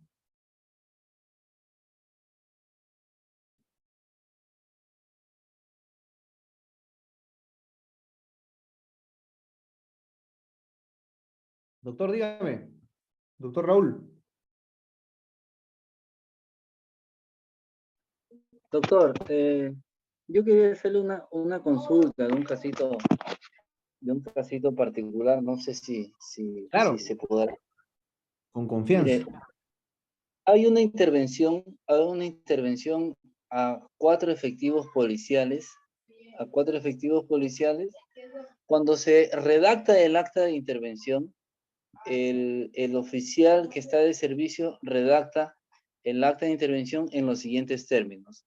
Tal día se tuvo una información por fuente humana, así pone en el acta de intervención, se tuvo información por fuente humana que en el vehículo de placa tal, en el vehículo policial de placa tal, se estarían trasladando efectivos policiales pertenecientes a la sección de delitos y faltas de la comisaría tal, con la finalidad de, llevando consigo sustancias prohibidas. Esa es la información que pone en la fuente humana. A mérito de eso, dice el efectivo policial, se comunicó a 4 efectivos policiales, los mismos que se fueron, salieron a la calle por las indicaciones antes descritas, logrando intervenir al patrullero, tal, en cuyo interior se encontró a los efectivos policiales fulano, sutano, mengano y sutano. Al realizar al verificar el patrullero, se encontró debajo del asiento del chofer una bolsa plástica negra conteniendo sustancias prohibidas, ¿no? Comunicándose en ese momento. No, ya se había comunicado, dice, al fiscal, pero el fiscal dice que no podía y se comunicó el fiscal vía WhatsApp. Entonces, yo primero para verificar el hecho, vamos a ver en qué situación está esa intervención. ¿Es flagrancia, cuasi flagrancia o flagrancia presunta? Descarto los 2 primeros y me adhiero a la flagrancia presunta. Quiere decir que si hay una flagrancia presunta, el efectivo policial que hace el acta de intervención ha debido de redactar un informe previo o un acta de entrevista de la fuente humana para que describa efectivamente qué tipo de patrullero era, la placa y qué tipo de sustancia, porque se puede prestar para el policía agricultor, ¿no? Para el policía agricultor. Ojo que ya se ha indagado, ya ha indagado que este efectivo policial que hace el acta de intervención tiene lo que se llama no se descartar la incredibilidad subjetiva porque hay un problema entre la persona que hace el acta de intervención, el oficial, y la persona, un efectivo policial que estaba en el patrullero. ¿Por qué? Porque los trasladan detenidos a los 4 efectivos policiales a la comisaría, y en la comisaría realizan, no sea mérito de qué, realizan el registro de los roperos de los policías y el registro de los escritorios de los policías, y justamente en el policía del que le digo hay un cierto cruce con una zona, y este escritorio, este policía está con los cajones abiertos, ¿no? por su mismo trabajo de investigación. Abren un cajón y le encuentran monedas de diferentes denominaciones y también le encuentran droga. Entonces ese policía se sorprende. Para mí es un sembrado clavado. Es un sembrado clavado. ¿No? ¿Por qué? Porque este efectivo policial intervenido anteriormente, hace 2 meses anteriores a la intervención, en flagrancia delictiva por violencia familiar, lo llevó detenido a este oficial por agredir a su esposa. Entonces, bueno, y hubo una cierta amenaza del oficial ante el suboficial, ¿no? Pasaron 2 meses y pasa esta situación. Y oh casualidad que de los 4 efectivos policiales, los 4 escritorios estuvieron intactos, no hallaron nada, y solamente de este efectivo policial se encontró moneda de diferente denominación y algunos quetes, ¿no? Entonces, la pregunta que yo le quería hacer, ¿procede la tutela de derecho para excluir el acto de intervención policial? ¿Por qué? Porque supuestamente la FERE dice que se fue de un momento a otro, no le dio tiempo, por flagrancia delictiva, tomó la información de la fuente humana, se fue a intervenir y en el camino le dijo, señor fiscal, ¿sabes qué?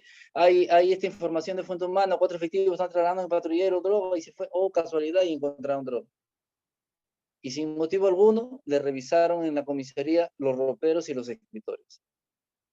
Yo quisiera, de repente, su mayor experiencia me dé un alcance en ese sentido. Disculpa, estaba silenciado. Miren, lo que sucede, lo que le sucede a usted, doctor, porque Guacho estaba de fiesta, lo que sucede casi siempre en este tipo de delitos, como a veces los policías ya saben que sus investigaciones se van a caer porque no hay flagrancia, lo primero que hacen es presentar a un testigo, o bueno, una fuente humana que declare. Ya. Pero una fuente humana le da flagrancia a un acto de intervención, yo opino que no. ¿Por qué? Claro que no. Porque la fuente humana, tú no sabes quién es. Tú no sabes si es tu amigo, tú es tu enemigo o es tu peor enemigo. O por último, tú no sabes siquiera si existe esa persona. Entonces, pasa lo mismo con los colaboradores eficaces. A veces el Ministerio Público tiene la mala costumbre de que como no tiene nada en el proceso para vincular a esta organización criminal, se inventa un colaborador eficaz o un testigo protegido que ni siquiera existe para decir Adrián, Raúl, Carlos y Cristian son integrantes de esta organización criminal. Entonces, como son integrantes de esta organización criminal, vamos a vincularlos a todos al ilícito, pues. Eso es lo más fácil. Ahora, yo le pregunto algo, doctor. Bueno, no le voy a preguntar, le voy a decir algo. Cuando nosotros nos encontramos en ese supuesto, lo que tenemos que hacer es poner contra la pared a los policías. Hablando legalmente, claro, no vamos a decir y lo vamos a golpear. Tenemos que ponerlos contra la pared a los efectivos policiales. Tenemos que solicitar la declaración de esos efectivos policiales. Y algo que yo tengo la costumbre de hacer, por ejemplo, es a todos los policías, por ejemplo, si un acta de intervención lo realizan 4 personas, yo solamente cito a 3. Y de esas 3 personas que han realizado el acta de intervención, yo les hago preguntas completamente diferentes a ellos. Diferentes.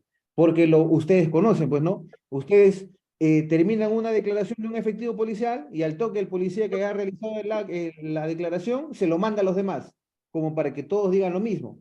Entonces, tenemos que dividir el hecho en tiempos, pues. Así como los hechos precedentes, concomitantes y posteriores, preguntarle a un policía qué pasó antes, cómo llegaron al lugar, a un policía qué pasó en el medio y al último policía qué pasó después. Así es como trabajo yo. Entonces, ¿por qué? Porque ahí ya se van a dar cuenta ustedes que los efectivos policiales van a comenzar a contradecirse. ¿Con quién fue usted al operativo? Bueno, yo fui con A y B, ¿ya? Y A y B ingresaron al domicilio. Al otro policía, ¿nos podría precisar cuando estuvo dentro de la casa en compañía de quién se encontró, por ejemplo, podría ser? Bueno, yo estuve solo, yo entré solo, ¿no? Entonces ya van a ver que los policías se van a confundir en esas declaraciones. Ahora, no les estamos haciendo incurrir en confusión. Al momento que un abogado interroga, pregunta, lo que nosotros queremos es saber la verdad. Y si alguien te miente, obviamente va a existir contradicción, porque la verdad es una sola. ¿Por qué lo detuvieron a Adrián? Un policía va a decir, bueno, porque presentaba una actitud sospechosa, pues. El otro policía va a decir, bueno, lo vimos robando, lo vimos, yo vi que cogoteó al agraviado, que le metió un puñete en la cara. Y el tercero, bueno, yo no vi nada, solamente mis compañeros bajaron y subieron al carro. Entonces, es bien importante eso. Cuando tenemos un acta de intervención de esa magnitud, exista fuente humana o no exista, por ejemplo, si hay fuente humana, ya preguntarle al policía cuál de los 4 policías recibió esa información de fuente humana, ¿ya? ¿Cómo la recibió? ¿Qué documental? ¿Por qué? Ahora, ojo, para que se reserve la identidad de una persona o para que se designe a una persona como fuente humana, tiene que existir una fundamentación en ese acta, por ejemplo, porque es un acta también. Entonces, si es que solamente dice, no, vamos a reservar la identidad de esta persona porque es amigo, es enemigo de los investigados, bueno, eso ya va a depender bastante del abogado. Si es que existe una declaración de un testigo protegido que va a declarar en contra tuya, de una persona que va a declarar en contra tuya, lo que ustedes tienen que hacer es lo que dice el artículo 248 del Código Procesal Penal, hacer respetar el principio el principio de legalidad procesal, perdón. El artículo 248 te habla del testigo protegido, por ejemplo, ¿ya? Y te dice, si el fiscal quiere proteger la identidad de una persona, que lo haga. Al investigado ni a las demás partes le debe importar la identidad de ese testigo, pero sí te debe importar a todos la información que brinda el testigo. Por eso, en la última parte del primer párrafo del artículo 248 del Código Procesal Penal, te dice que reserva la identidad del testigo, pero no te vayas a dejar de lado al abogado defensor. ¿Qué significa eso? Que si es que tú reservas, si por ejemplo, lo que hacen siempre los fiscales, ¿no? Ya ven que su caso está perdido y justo cuando se va a acabar el plazo de las diligencias preliminares o la investigación preparatoria, sacan un testigo protegido y ni siquiera sacan con disposición, sino te entregan la declaración y dice y el testigo protegido dice, yo reconozco a Raúl porque Raúl fue el que robó a Adrián. Punto. Entonces, ¿en qué momento se respetó el derecho de defensa del investigado? Si el mismo artículo 248 te dice, sin dejar de lado el derecho de contradicción que le ejerce al investigado. Entonces, hay algunas malas prácticas que se hacen, por ejemplo, que están acostumbrados los efectivos policiales, los malos efectivos policiales y los malos representantes del Ministerio Público. Porque hay algunos, por ejemplo, abogados, no hablo por todos, no hablo por todos, por favor, no vayan a malentender, que entran al Ministerio Público con tal de sacar un provecho. Igual, hay efectivos policiales o hay abogados que entran a la policía con tal de sacar provecho. Ya sabemos qué tipo de provecho. Yo no estoy diciendo que acá haya ninguno y no conozco a ninguno tampoco, pero siempre hay uno, ¿no? Entonces, ejercer incorrectamente en una profesión es algo completamente, para mí es insoportable, por ejemplo. Doctor Raúl, ¿quería decir algo?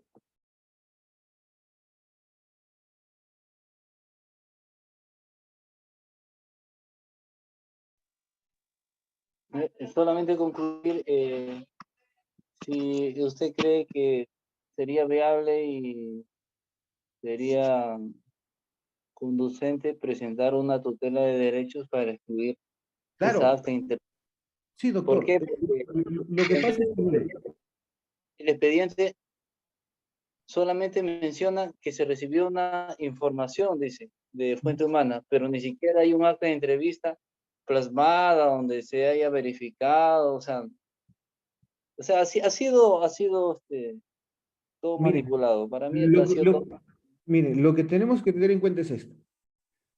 Si en el acta de intervención dice, la detención se realizó por una información de fuente humana, ya, ¿a dónde llegó la fuente humana? ¿Fue la comisaría? ¿Fue a buscarlo al policía a su casa? ¿Lo encontraron en la calle? ¿O lo encontraron justo en el mismo momento que lo detuvieron a los otros efectivos policiales? Para eso sirve el interrogatorio, bueno, la solicitud, la ampliación de la declaración de los policías en diligencias preliminares o en la investigación preparatoria. Ahí es donde tiene que agarrarlos, doctor, para ver si es que existen contradicciones. Obviamente que van a existir, porque si de los 4 efectivos policiales que fueron a intervenir, solamente uno conocía lo de la fuente humana, entonces por ahí ya tienes un punto a favor. ¿Puedes plantear una tutela de derechos contra ese acta de intervención? Claro que sí. Al final del proceso, la fuente humana no va a llegar a juicio, pues, a declarar. Entonces, el Ministerio Público lo que tiene que hacer es buscar otros elementos de convicción, por ejemplo, para poder imputarte el delito. Ya, está muy bonito el caso, doctor Raúl. Entonces, me gustaría saber más de eso. Doctor Juan, dígame. Doctor, muy buenas noches. Quería hacer una pregunta. ¿Cómo acreditar el error de tipo vencible en el delito de tráfico ilícito de drogas, en el tipo base, el 296? Hay dos muchachos que se le intervino en julio del año 2021 por circunstancias de que uno de ellos estaba en una situación esperando en un paradero a eso de las 5 de la mañana, y la policía, el grupo Terna lo interviene porque supuestamente estaba en una actitud sospechosa. 5 minutos después llega su compañero y en una moto y él tenía una mochila. Y dentro de la mochila había una bolsa negra y dentro de esa bolsa negra había una bolsa blanca que al momento de que la policía le realiza un control y le revisa la mochila, le encuentran 5 piedras que tenían un olor de probabilidad de clorhidrato, de pasta básica de cocaína. Bueno, los llevan a la de Pincri, Lima Norte, hacen la evaluación químico y sale positivo. A este joven que le encontraron la pasta básica de cocaína, él desde el momento de la intervención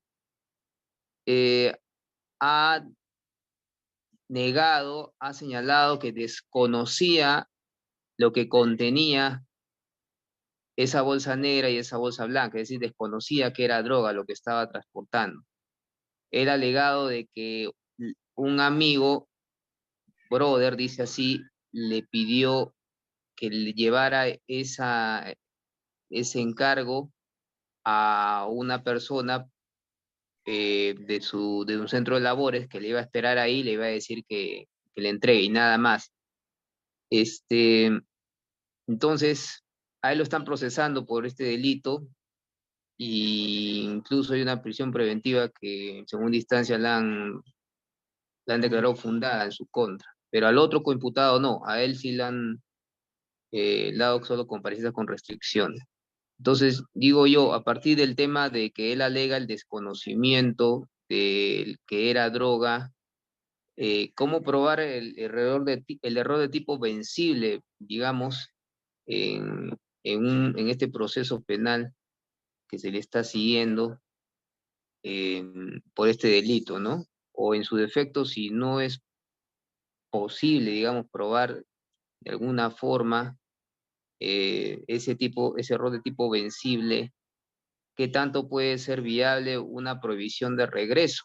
En la medida de que este joven utiliza su moto o lo utilizaba al momento de la intervención, digamos, para trasladarse a diario a su trabajo de albañil y no para el hecho del tráfico o de traficar la droga, ¿no? Como alega la Fiscalía sin prueba objetiva. Gracias. Ya, a ver, mira.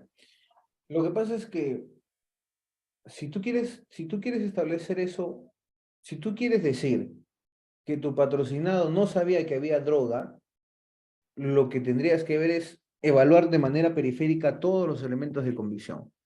Si tu patrocinado era el que manejaba la droga, el que manejaba la mototaxi, y al pasajero de atrás lo detienen, y él no lo conoce, podrías decir que no hay ninguna vinculación procesal, no hay ninguna vinculación con el hecho.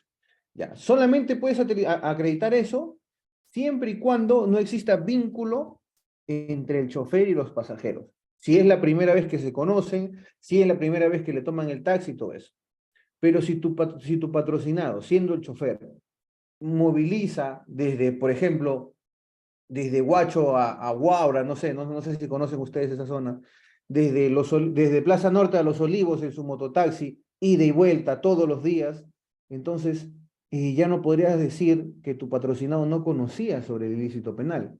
Ahora, la Corte Suprema tiene una casación donde justamente una empresa de transportes, una combi, que trabajaba para una empresa de transportes, al chofer de la combi y al cobrador de la combi los intervienen, ¿ya? Porque uno de los pasajeros que estaban dentro de la combi portaban 5 kilos de marihuana, si no me equivoco. Entonces los intervienen a los tres, ¿ya? Al final, la Corte Suprema dijo que como el chofer y el cobrador estaban desplegando una conducta completamente neutral, sin ningún cambio o variación en el día de su trabajo, ellos no pueden responder penalmente porque obviamente ellos no conocían del actuar delictivo de esa persona. Ahora, yo te recomendaría, más allá, una cosa es lo que dice la teoría, y eso, yo sé que esa es tu duda, una cosa es la que dice tu teoría de la prohibición de regreso, por ejemplo. Hay otro que me dijiste también al comienzo, del error de tipo, por ejemplo. Ya, el problema está en acreditarlo. ¿Cómo podrías acreditar tú, por ejemplo, que tu patrocinado no conocía que había droga en esa mochila si los que están ahí o el otro investigado es su amigo? Si durante la investigación se ha recabado las llamadas en donde tú le dices al que te entregó la mochila, oye, ya estoy acá afuera, entrégame la mochila. Entonces, va a ser bien difícil que acredites que tu patrocinado no conocía que había droga en tu mochila. Más aún, si cuánto tiempo lo ha tenido la mochila. Si se le entregaron a las 6, 7 de la tarde y lo detuvieron a las 12, 1 de la mañana, entonces, tantas horas que vas a hacer con algo que no te pertenece. No hay que olvidar que los jueces, los fiscales y los fiscales, antes de ser magistrados, son humanos. Y si es que nosotros queremos proponerles una teoría del caso, hay que hacerlo con elementos de convicción que sean neutrales. O sea, no generar elementos de convicción que van a servir para nosotros, sino los elementos de convicción que tiene el Ministerio Público, utilizarlos para nosotros. Lo que él hizo, utilizarlo para nosotros. A eso yo le digo una investigación preparatoria defensiva. Cuando no tienes nada que hacer en tu caso, usa lo que hizo el Ministerio Público y adecúalo como tú quieras, por ejemplo. Yo te recomendaría que más allá de pelearte o de acreditar si existe error de tipo o si es posible, claro, que exista una conducta neutral, que veas el tema de la intervención, ¿ya? Porque tú ya me has dicho que los policías los intervienen por una actitud sospechosa. Entonces, si es que los policías, en el caso de la mototaxi de tu amigo, no los vieron microcomercializando droga, los policías no son adivinos para saber que dentro de esa mototaxi había droga. Ahora, ellos pueden decir, ¿no? Los detuvimos en una actitud sospechosa o parecía que iban a robar. Entonces, si es que no hay nada en concreto, si es que esa intervención se realizó en ese supuesto, yo pienso que ese debería ser tu norte, por ahí debería ser. Claro, no sé. Doctor, Sí. doctor, para complementar el comentario, dentro de las diligencias se hizo la visualización del contenido de los celulares que se le incautó al que portaba la mochila, y él autorizó que se visualizara los mensajes de uno de sus celulares que alegó que era suyo y no se encontró nada comprometedor. En el otro equipo celular no lo autorizó porque alegó que no era de su propiedad, ¿no? Digamos que no se encontró ningún mensaje que pueda dar algún indicio de que se comercializaba la droga, ¿no?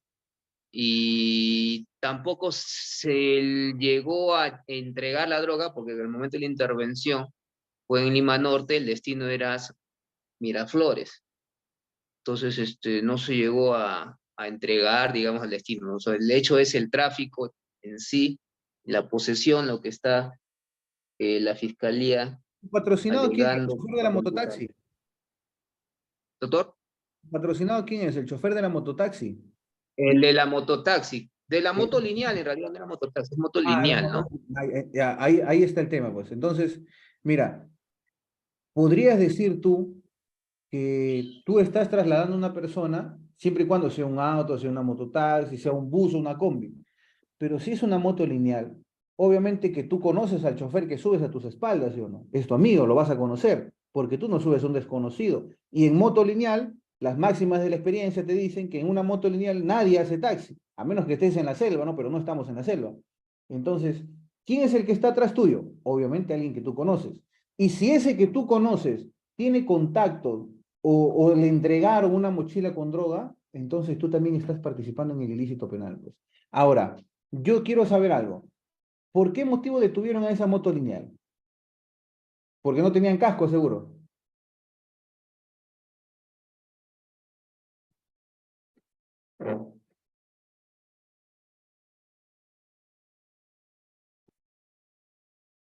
¿Se me Sí, escucha? doctor. ¿Por qué motivo detuvieron a la moto lineal?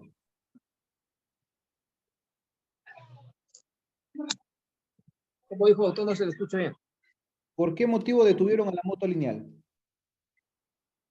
Ah, porque al joven que estaba esperando en el paradero, a los 5 minutos es que llegó mi patrocinado, digamos, ¿Ya? y como lo vieron, dice la policía en su acta, en actitud nerviosa, Ya. entonces es que ahí le intervinieron y le encontraron dentro de la mochila que él tenía esa bolsa negra con otra Ya. bolsa más donde ahí estaba la droga, ¿no? Ya. Sí, don. Esa sería la salida. O sea, trabajar por el tema de la actitud sospechosa. Por ahí tienes que ir. No tienes otra salida, solamente por ahí. Esa es la salida. Ok, gracias, doctor, gracias. Doctor Amparo, dígame.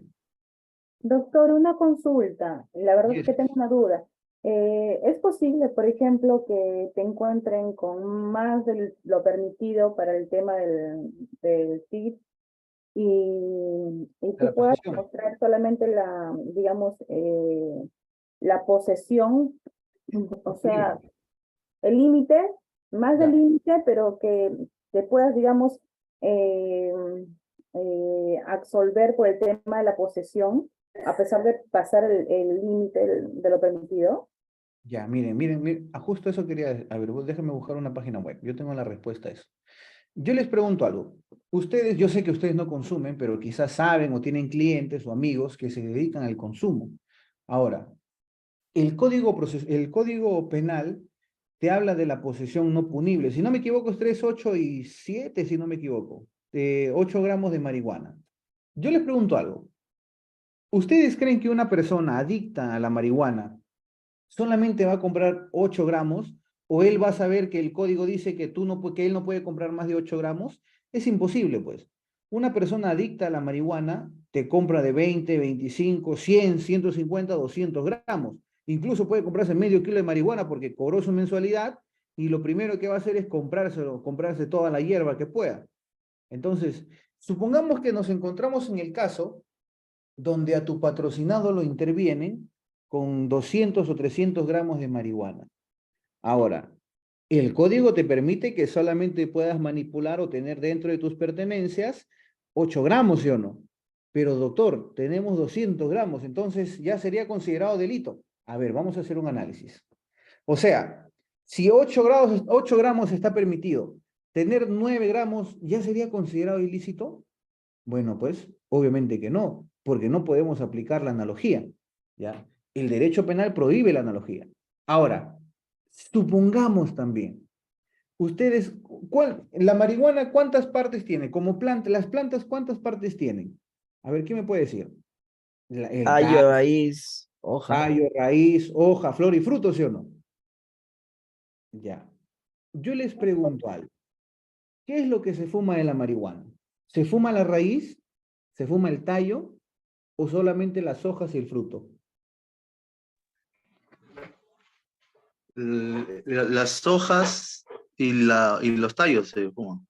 Los tallos no, solamente las hojas y los frutos. ¿Ya? Las semillas no se fuman, las semillas se botan. Ahora, eso no lo digo yo, lo dice la Convención Única de 1961 sobre estupefacientes.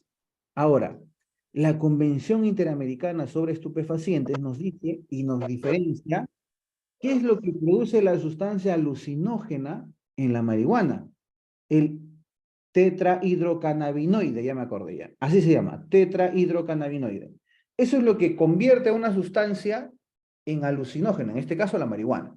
Entonces, si es que nosotros queremos decir, doctor, a mi patrocinado le intervinieron con 200 gramos de marihuana, ok. En el acta de intervención, ¿qué dice? Bueno, el acta de intervención dice que detuvieron a mi patrocinado porque estuvo fumando marihuana en plena plaza de armas. Y la intervención estuvo correcta, ¿sí o no? Obviamente que sí. Entonces, al hecho. ¿Qué es lo que dicen sobre, respecto a la droga, a la marihuana? Bueno, que encontraron semillas, hojas, tallo, flor y fruto. ¿No? Así es como mencionan la policía al momento de intervenir. Sumidades floridas, hojas, tallo, flor y fruto. Ahora, yo te pregunto algo, lo que les dije.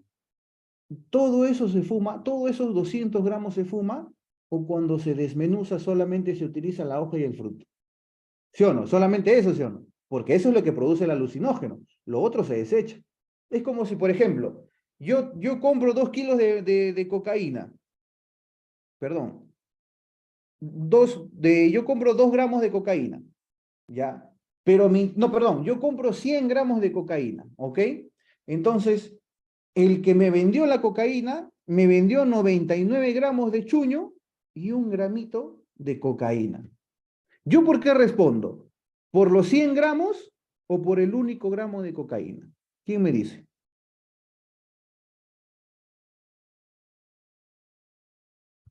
Por el gramo de cocaína.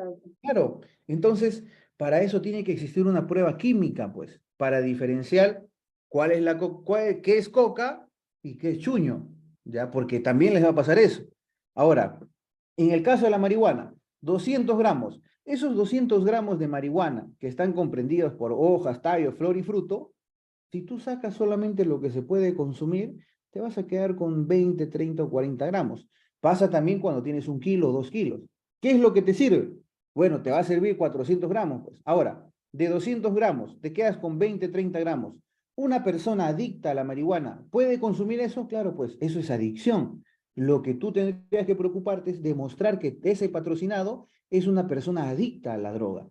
Entonces, por ahí podría haber una absolución, ¿ya? Porque decir que hasta 8 gramos está permitido y más de 8 gramos una persona no puede ser considerada adicta y sería delito, ya sería aplicar analogía, pues. Y creo que el doctor Raúl iba a hacer una pregunta. Doctor, disculpe, en el sentido de mi pregunta iba por el hecho de que para el delito de tráfico ilícito de drogas se exige aparte el elemento subjetivo, ¿no? El favorecimiento, la promoción, en este caso de la droga, ¿no? ¿Ya? Por eso, y como no se cumple en muchos casos ese elemento adicional al tipo subjetivo, se puede por ahí, digamos, Sí. encontrar una salida para la absolución, ¿no? O sea, lo que pasa es que todo tipo penal tiene elementos configurativos del tipo. Los elementos normativos y descriptivos del tipo penal tienen que configurarse completamente, por ejemplo. Ya, si es que falta un solo elemento configurativo del tipo, ya no va a haber delito, por ejemplo. Si es que así es como se aplican, más que nada se utilizan en los delitos contra la administración pública. Si eres funcionario y servidor público, puedes cometer un delito contra la administración pública, pero no podrías cometer peculado si es que los caudales del Estado no están designados a ti por razón de tu cargo, por más que seas funcionario y servidor público. O sea, yo tengo una manera bien particular de trabajar los tipos penales. El artículo lo divido en oraciones, en elementos, yo le digo elementos configurativos. Elemento configurativo 1, esto. Y para eso se utilizan bastante las palabras y o, por ejemplo. Las comas, los puntos, tienes que leerlo precisamente y así es como comienzas a sacar elementos configurativos del tipo. Cuando lo haces, ya evalúas si tu caso en concreto cumple con todos o si faltan 2 o 3. Si falta uno solo, ya no hay delito, pues. Tendrías que ir a otro tipo penal que te estén imputando. Por eso se dice que la simple posesión, así pasa el límite permitido, no es delito. Claro, Hay que acreditar para qué, ¿no? así es, pero, como le digo, tampoco significa que vas a tener 1 tonelada de marihuana y vas a acreditar que es consumo propio, ¿no? O sea, también hay que utilizarlo así, dependiendo del caso en concreto.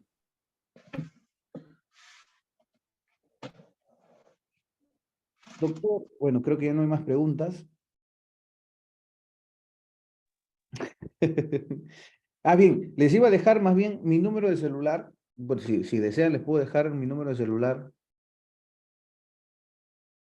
Cualquier cosa se pueden comunicar conmigo. Igual ya son las 9:05. Entonces, gracias a todos por asistir, por estar